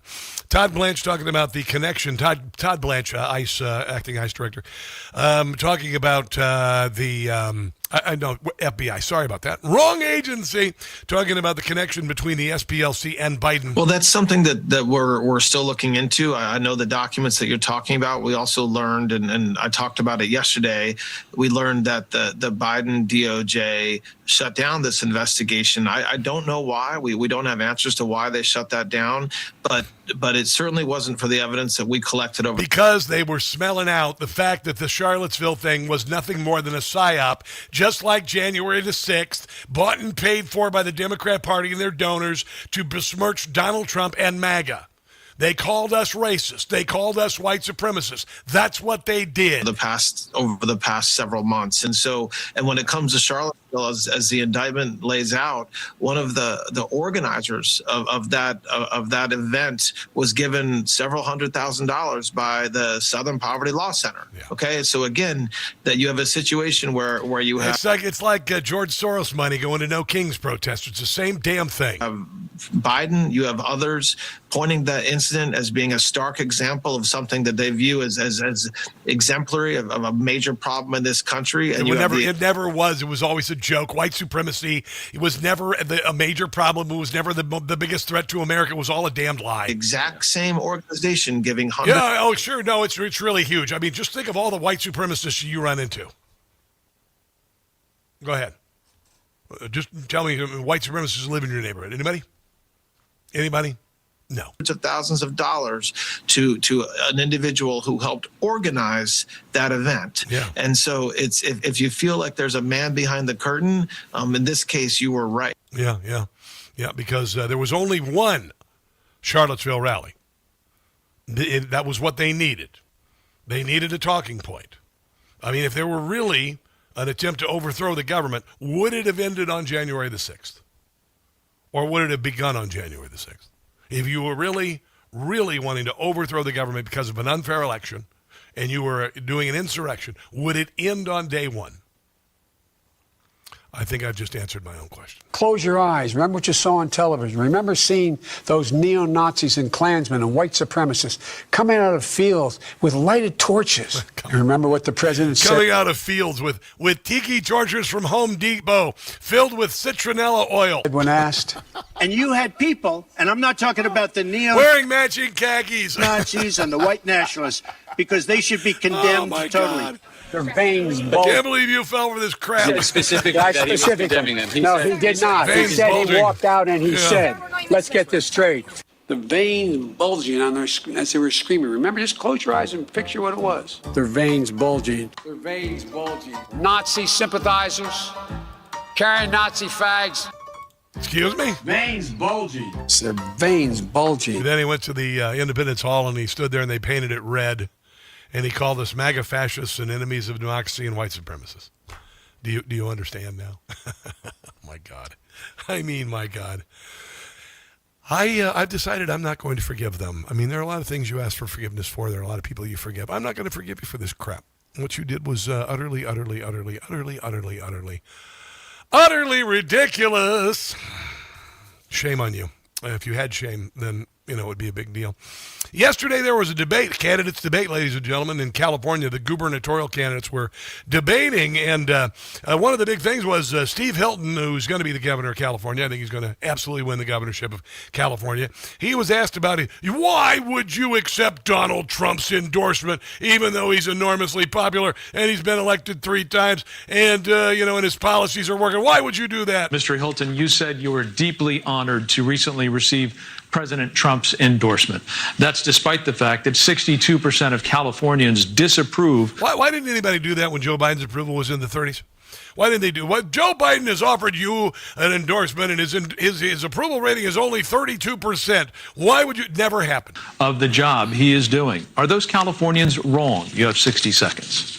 One of the proudest days of my life was the day I became an American citizen. Yeah? It happened in a ceremony right here in San Francisco. Wait a minute, you didn't sneak across the southern border and get free health care and free rent and free groceries? Francisco. So it is create an early Leering Center? It's a deep honor for me to be endorsed by the President of the United States. Wow. And here's the thing that's going to help every Californian when I'm governor, is that we will have a constructive relationship and partnership with the federal government, which would be the case, I would hope, for any party. Yeah. How about make California great again, or make California suck a whole lot less? Because Democrats have made it into a crap hole.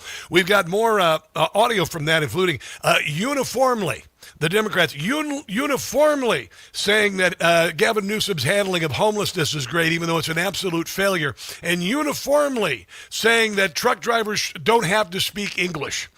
They're not going to win. Let's take a break and come back. This is the Rob Carson Show.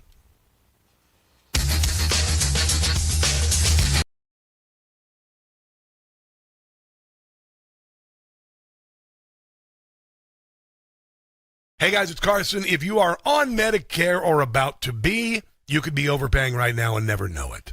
Here's why. Millions of seniors are in a plan that doesn't fit their needs. Because Medicare is complicated, many brokers just steer people into plans that pay them the most. That's absurd. That is so absurd, I decided to write a little slogan for it. Medicare sure ain't fair, and choosing a plan is a bear. Pick a plan with a broker if you dare, and you might end up with a scare. Okay, listen, it's a little rough. You need to know about Chapter. They're the only national advisor that looks at every plan in the country, matches your doctors, your prescriptions, and your situation to a plan that fits your needs. With Chapter, you'll see what a plan actually costs when you need it, not just the $0 some plans advertise. Your doctors are covered and your prescriptions are too. You'll have confidence you have the coverage you need. A call with Chapter is free, takes about 20 minutes. If you're turning 65 or already on Medicare, call 27 Medicare. Again, that's 27 MEDICARE.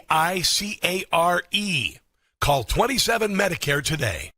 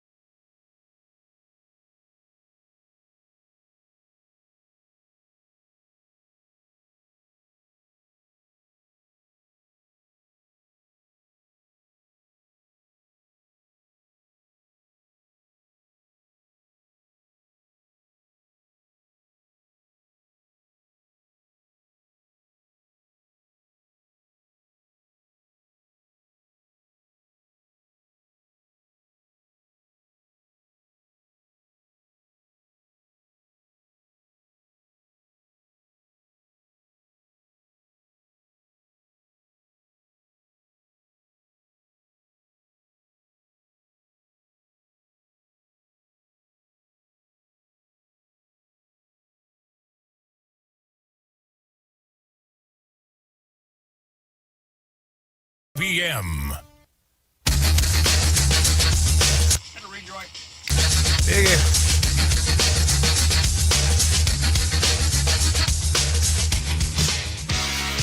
Donald Trump's election.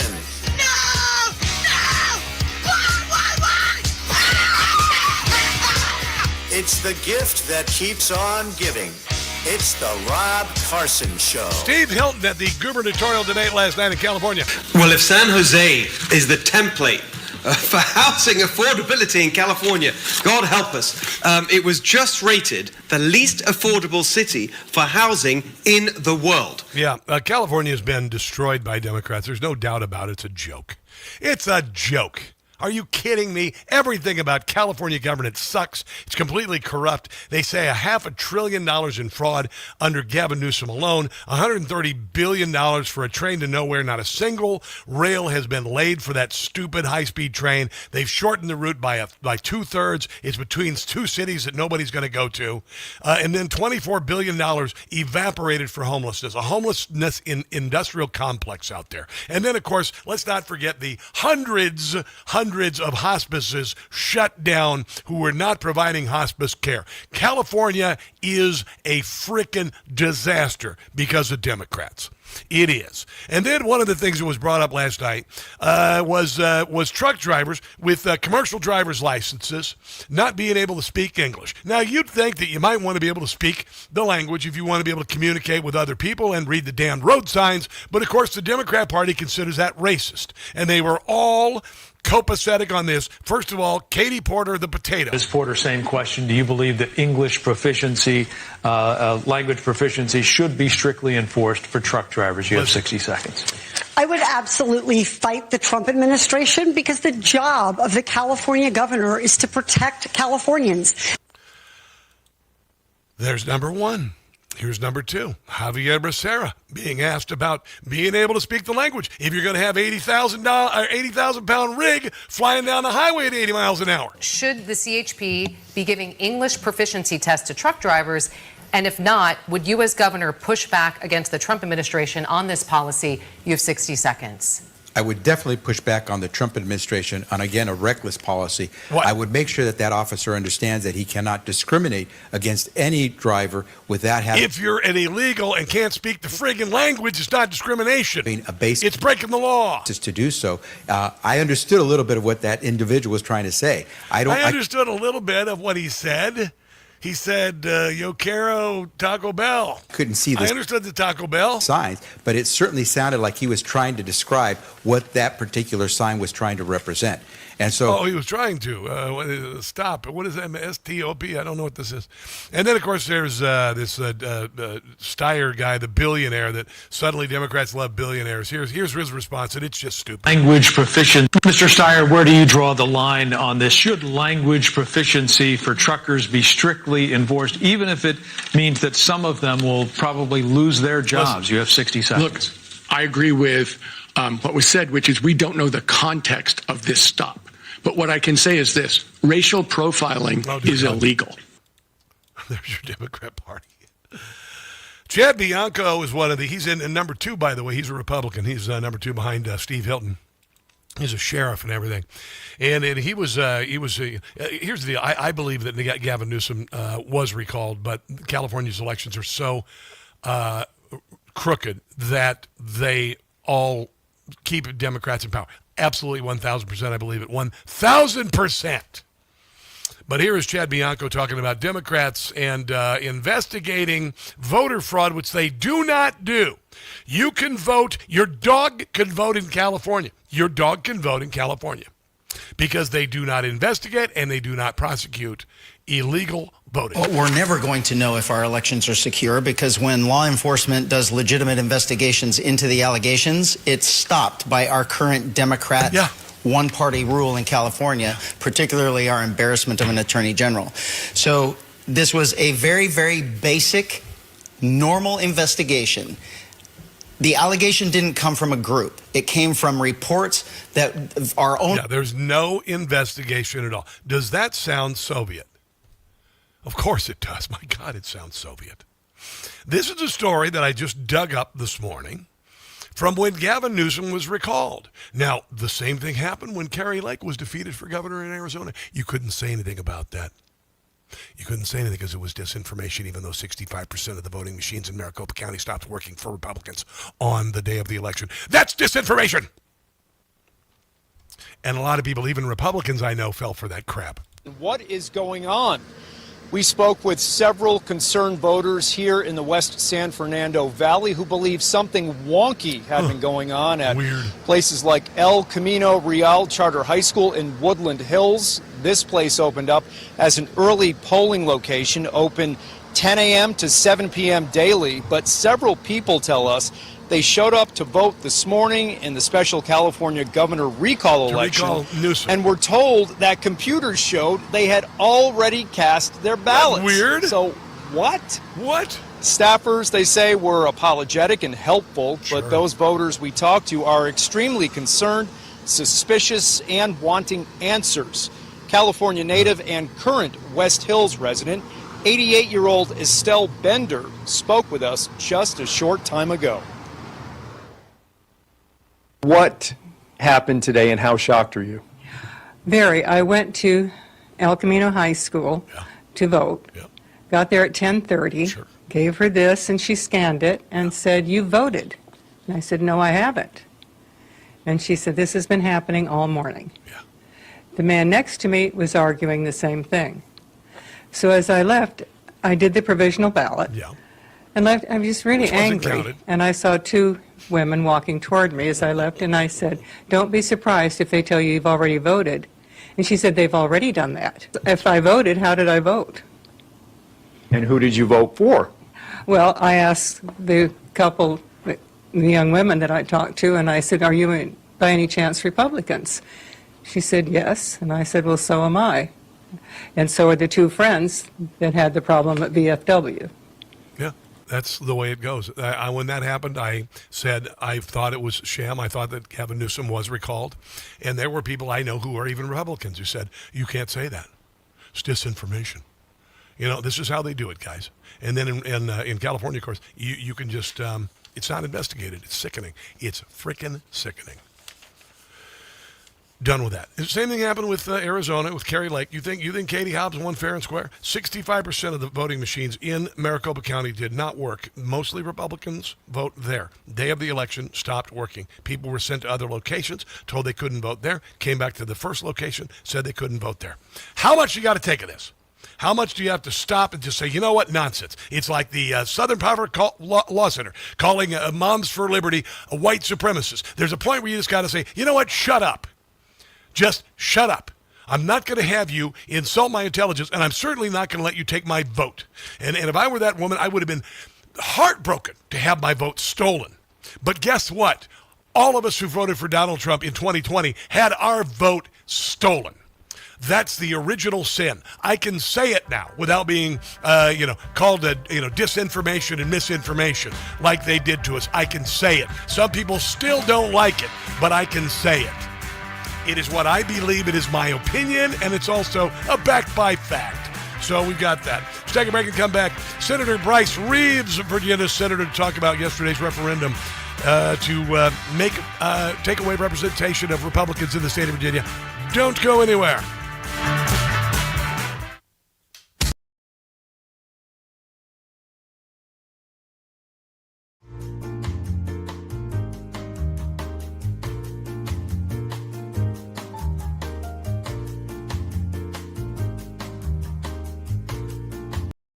Hey guys, it's Rob Carson for Relief Factor. There's a reason why at my age I can still crush it at the gym, carry an armchair by myself, or do any home improvement project without pain during or after, and that's Relief Factor.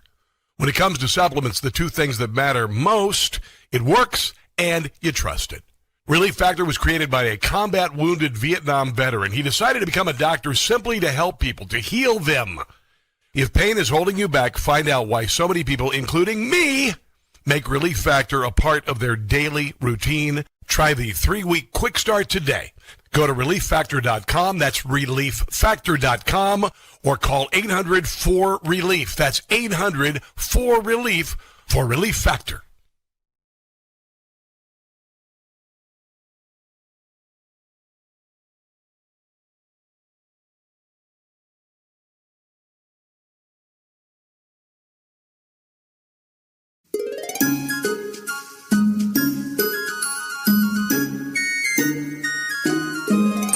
Somalis are all on welfare, and the Dems just seem to not care.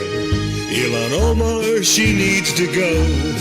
GTFO, GTFO, GTFO. Many are anti-Semitic. Their statements have been pathetic. They're a threat to all you know. GTFO, GTFO, GTFO. They are always expressing hate of America. Why are they here? Must abort before it's too late.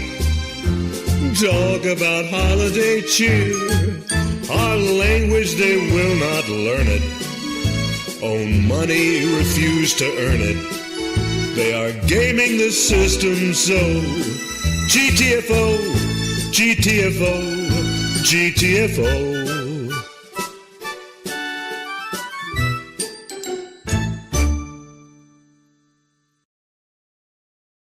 Hey guys, it's Carson. I just got a ghost bed. Yeah, no, pay attention here, because I've been sleeping on a foam mattress since I moved to the Washington, D.C. area, which is like sleeping on the sponge in your sink. GhostBed doesn't build mattresses like furniture. They build engineered sleep systems. Their beds are serious health equipment. Beds designed for relief and recovery, not looks, not fluff. Your body should be healing while you sleep, not fighting for comfort. I have been sleeping past 7 in the morning on my GhostBed. It's unbelievable. If you wake up stiff, you toss and turn, if you sleep hot, even reaching for a pain reliever before bed, hoping tonight will be different, that's not aging. It's your mattress talking. Another great thing I love about GhostBed, you get 101 nights to try it at home. If you don't like the difference, you can send it back risk-free. GhostBed is offering my audience their lowest prices of the season, plus an extra 10% off. Go to ghostbed.com/Carson. Use promo code Carson. That's ghostbed.com/Carson. Promo code Carson. You are going to love your new GhostBed.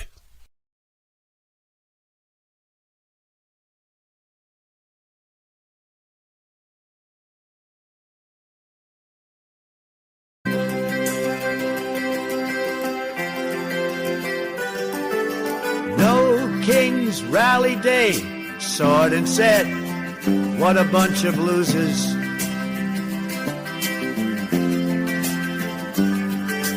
Most of them are unemployed, drug addicts, and also boozers.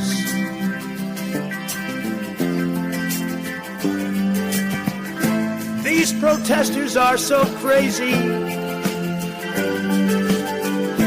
not to mention they are very lazy. No King's Rally Day, deadbeats with a criminal history. The fact that they don't have a job is really not much of a mystery. 7 million, there's no way. Crowd size, exaggerated.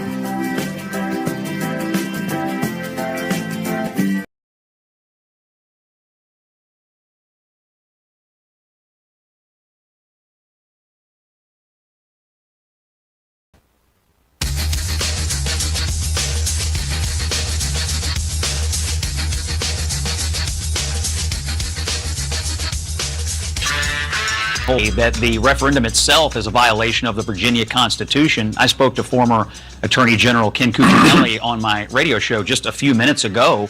He thinks the Virginia Supreme Court may well throw this out because they violated the calendar rules that are in the Virginia Constitution, among other arguments. You know, I'm not a betting man, but if I were, I'd be betting on no in the courts, even though they lost by a couple of points yesterday at the ballot box. Even though the Democrats won the race last night, this may not be over if the Virginia Supreme Court were to toss it maybe as soon as May. Yeah, I was bumming out yesterday a little bit for about 3 seconds, and then I became resolved and realized what a joke this was and how it would never stand in the state of Virginia. Someone who's lived in this state a long time, a lot longer than I have. I've only been here 8 months. Senator Bryce Reeves from the state of Virginia, welcome to the show, my friend. How are you today? Rob, I am doing great, and thank you for having my good friend Ken Cuccinelli on. There's no greater constitutional attorney than our former Attorney General Ken Cuccinelli, who came from the Augusta body that I serve in. Yeah, I was a little bummed out about it. I thought the momentum was with us. I still question some of the ballot dumping and all that crap, which happened at the end of the day. That said, I'm not worried about it because we had a couple of big things happen yesterday. I had a Virginia Circuit Court Judge, Jack Hurley, who recognized from the get-go on this that this was unconstitutional, among other things. The way they did it, the way they worded it on the ballot, for God's sake. I mean, so deceptive, so Soviet. And then, of course, you had this court, the Tazewell Circuit Court. Now that you've had a chance to digest it and all, as a state senator, what do you think about this, and how do you feel today?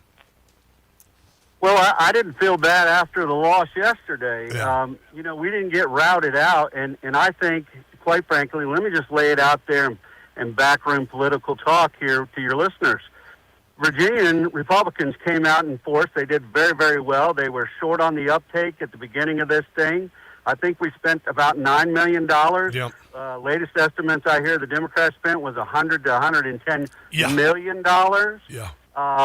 Of course, the court rulings are going to go in our favor. It's whether or not the justices will take it up and do the right thing. Yeah. They are appointed.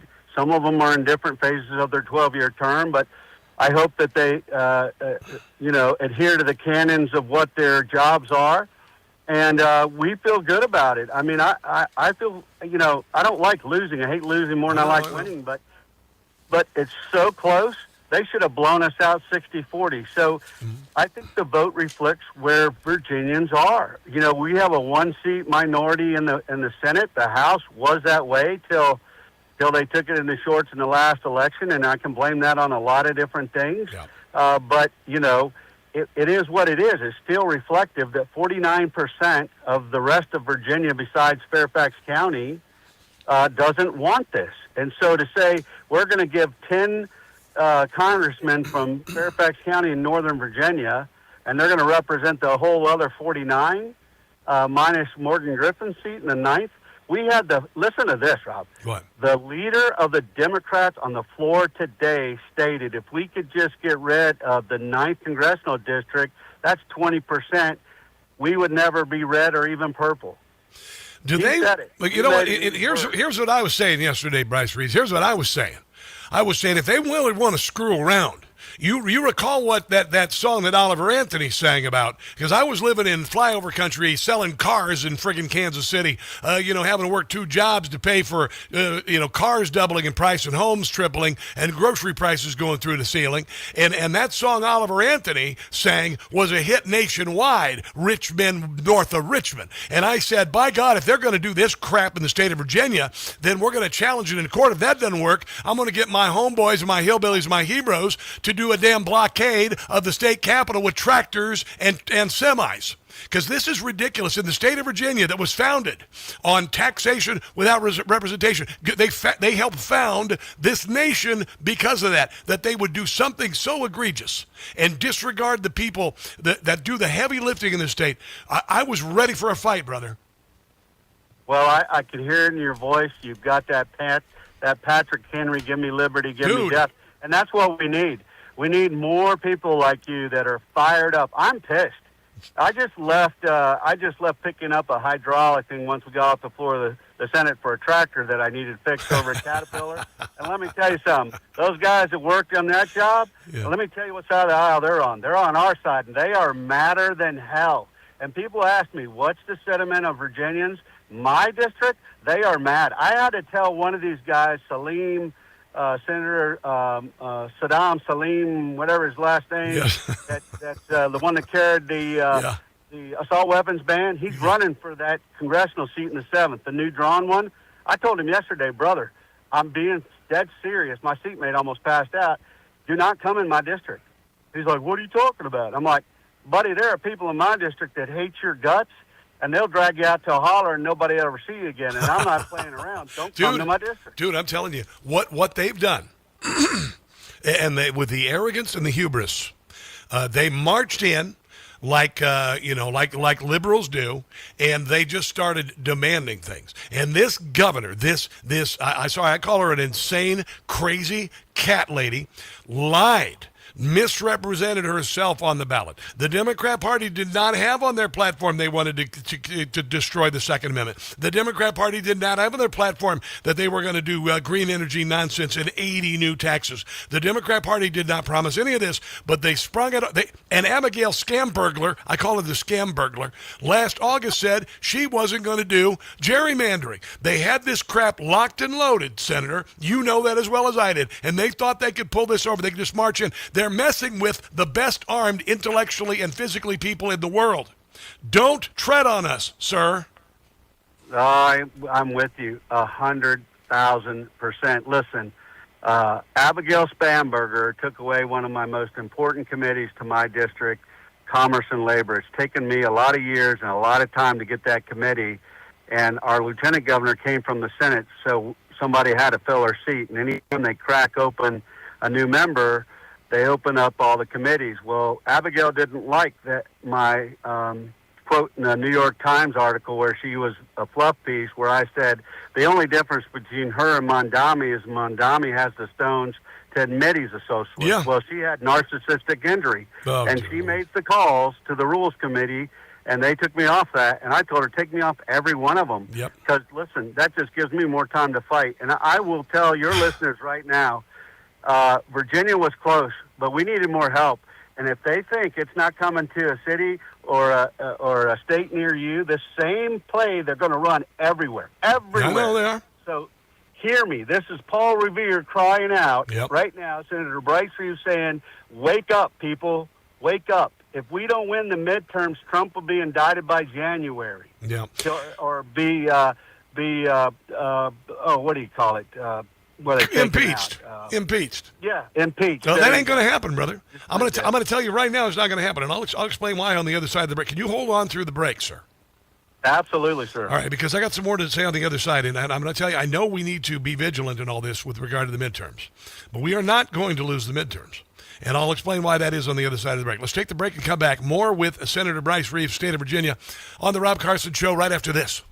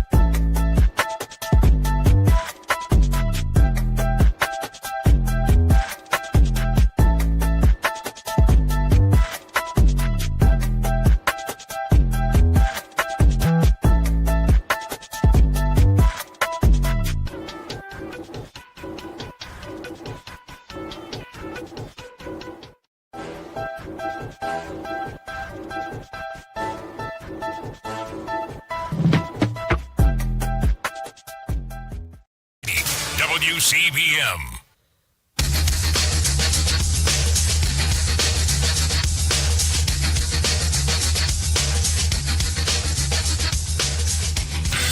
Well, first I would reframe that in Virginia. So this is a state in November of 2025 that went by 15 points to the Democrats for governor and about 8 points for attorney general. Last night, this was a 3-point race. That's actually a 3-point overperformance of the Trump 2024 historic performance in Virginia. So just as a baseline for all the Democrats crowing this morning, if Republicans perform anywhere near on average the way they did in Virginia last night, we not only add seats to the Senate, but we add seats to the House, and we have a historic midterm. It was very close last night. There's a backlash to the fact that they were not honest, and the same is going to be true in November. They don't have policies to run on. They don't have a vision to run on. We're going to make them litigate the question of their policies in November. And again, if it turns out the way it did last night, Democrats are not going to win the midterm. 100%. They spent $100 million damn dollars. Yeah, and they lied about the ballot itself. The question was misleading, and they did it unconstitutionally. And so I think Senator Bryce Reeves from the state of Virginia, I think we need to run from a position of, instead of fear, of kicking ass. Whenever you hear somebody say in the midterms, listen to me. Yeah. If you start your sentence about the midterms saying, I'm afraid the Democrats, you're going to lose. I'm so done with that. I'm done with that nonsense. Well, listen, Senator McDougal, the minority leader for us, our leader, read a quote. He got a text this morning, and he didn't tell us who it was from till the end. But basically, the constituent said, I've never felt so swindled in my life. Yes. I've been lied to. I voted the wrong way. I feel horrible. I found out after the fact. It was his mother. Wow. Who texted him. And let me tell you something. Senator McDougal is a fighter, and I've never seen that man tear up, but he was pissed. I know. And I think Virginians are pissed. And, Rob, you're right. I've been saying this. Beyond. I think because they overstepped in Virginia with taking away weapons, all this stuff, like we are worse in California now. I know. That's going to, every other state now for midterms is go, wait a minute, we don't want to turn into Virginia. But you know, look at what they did in one term. Here's what I say, Senator Reeves. I say that the left always exposes its flank so we can kick their asses. Abigail Spanberger exposed her flank. She showed us that we can't trust a thing that she says. The Democrat Party showed us that they will lie and mislead, but we know what's behind them across the country. We know what they have planned, and they really screwed the pooch on this, sir. Well, you're right. And listen, conservatives want to be trusting. You know, most of us are conservative Christian based. We want to believe people are honest. But the reality, when you deal with Democrats, they lie, cheat, and steal to accomplish whatever they're trying to do. Yep. They're much like the Iranians. You know, they're going to say one thing and do another. And so, listen, there's only one way to deal with terrorists. You don't negotiate with them. Nope. You just pick them out. So we got to vote them out. Well, I like to say that's going to mean people can't sit at home. Well, here's what I say. I've said this from the very beginning. We have to overwhelm the left with joy and patriotism and faith. They are doing a death spiral into hell. The Democrat Party is doing a death spiral in hell. They are intellectually and morally bankrupt. Nothing they believe is reasonable, sane, or on the side of God. And I do believe we're in a battle of good and evil here. And I believe there are a lot of good Democrats out there who are tired of the people at the head of that party and their nonsense. And I like to say 80% of us can disagree, but 80% of us will come together to save America. When I moved to Virginia 8 months ago, Senator, I lived in Maryland for 12 years, and for 12 years wished I moved to Virginia. And I'll tell you, and when I came in after all of the nonsense we've been the last decade, people burning, knocking down statues and kneeling during the anthem and burning flags, I drive through streets named Lee and Washington and Jefferson and statues that are here and buildings that have been around since before the founding, and I understand Virginia. And the reason why Virginia exists is because Virginia exists, the country exists because of Virginia. And what they're trying to do, Virginia, is they treaded on us, and we're going to bite them now.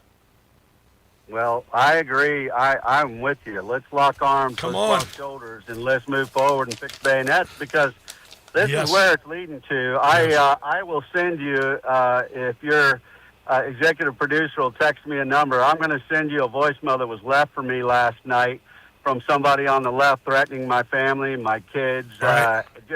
Just crazy. I want you to hear it off the air because there's so much profanity you couldn't play it. Yep. But this is what we're up against, and it'd be good for you to hear it because, I let it roll off my shoulders. I know, but brother. I don't want my better half to hear it or my kids to hear it. All right, I'll have Ken get the senator's number and have him send that. Give him my number. Senator, I'm going to tell you, first of all, they're messing with people who are better armed intellectually and physically. The person who called you probably wouldn't know how to run a gun if they wouldn't even know what the hell to get one. But they bloviate and they threaten and all this. I was down here on King Street. There were a bunch of these hands-off Iran protesters just shrieking.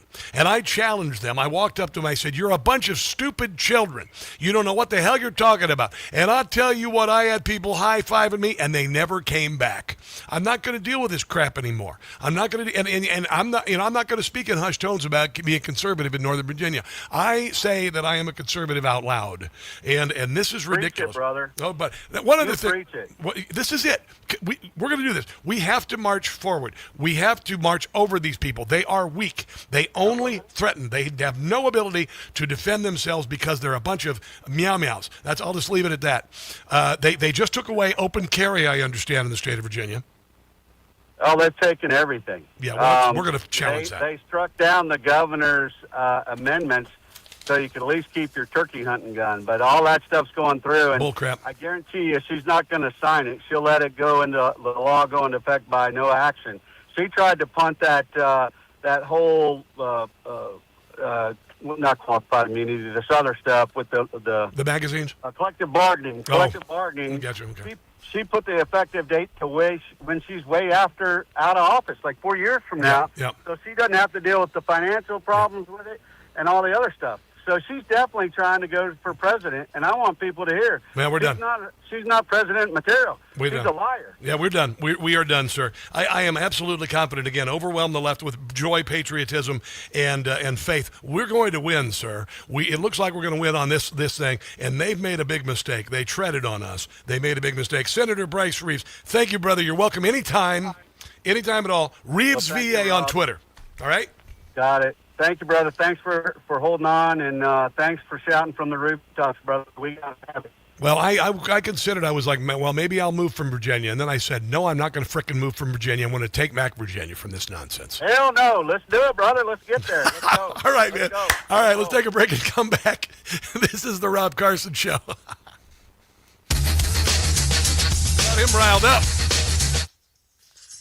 Got him riled up. I'm not. They're a bunch of pussies. They're a bunch of pussies. And we don't have to be pushed around by these. Just knock them on their asses. We can knock them on their asses. Just ridiculous. We do not have to put up with this crap. It's utterly ridiculous. The only thing we have to fear is fear itself. There you go. All right, hello, Rob Wunderbar Show. Dookie Bear. Good to see you, Duke. Mick Redchester, hello. Hello. Hello. Do you hear the people sing? The senator is a good guy, isn't he? That was fun. I got to text him. I think I got his number. I'll text him. He's going to be my buddy. We're gonna fight. He said, did you hear what he said? He said, fix bayonets. Fix bayonets. You bet your ass fix bayonets. Fix them. We're not going to take this lying down. I got to grab a soundbite here real quick, guys.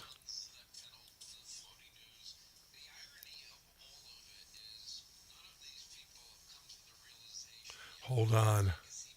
Let me find this real quick. Hold on. Oh, here we go. All right, I got to talk. Districting. Oh, I'm not ready to talk yet. Not ready to talk yet. What do we got? We got about 3.5 minutes.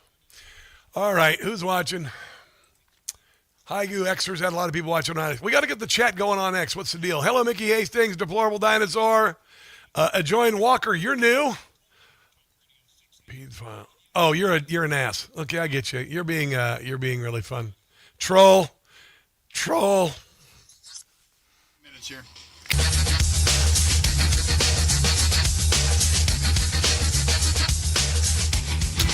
Financial disclosures had said the estate of Omar and her husband, Tim Minett, jumped from being in debt to somewhere between $6 million and $30 million in 2024. They amended their financial disclosure and released it to show the estate is really somewhere between $18,000 and $95,000. They blame the discrepancy as much as $29 million on an accountant who did not subtract the liabilities of Minett's businesses.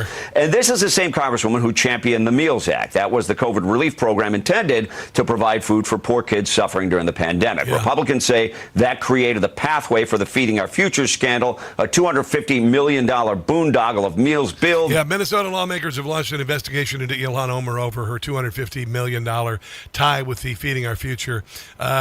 She's going to go to jail, and she's going to be denaturalized and deported. Benny Johnson did a really good video. Let me play a quick bit of this about Ilhan Omar. She's a shyster. She and her husband are shysters. Have a look at this. Here's Ilhan Omar's financial disclosure from the Congressional Record, year 2023. I want to bring your attention to this company right down here, Est Crew LLC.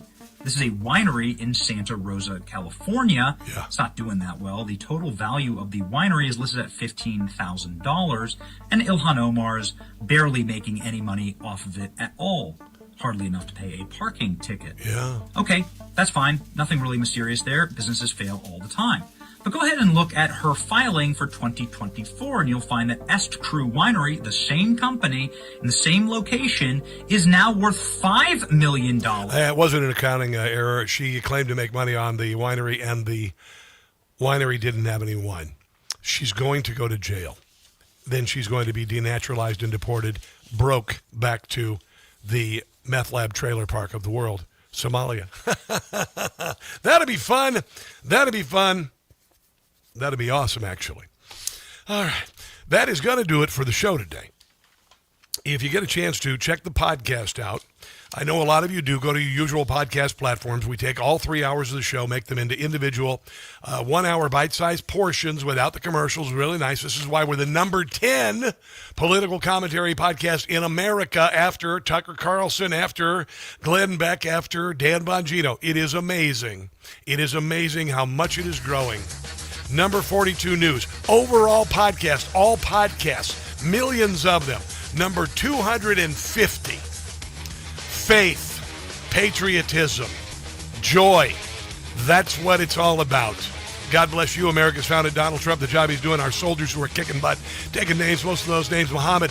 And until tomorrow, which by the grace of God is finally Friday, do not catch the stupid. I love you guys. I'll see you. Information. Truth is freedom. Is Newsmax. It's real news for real people.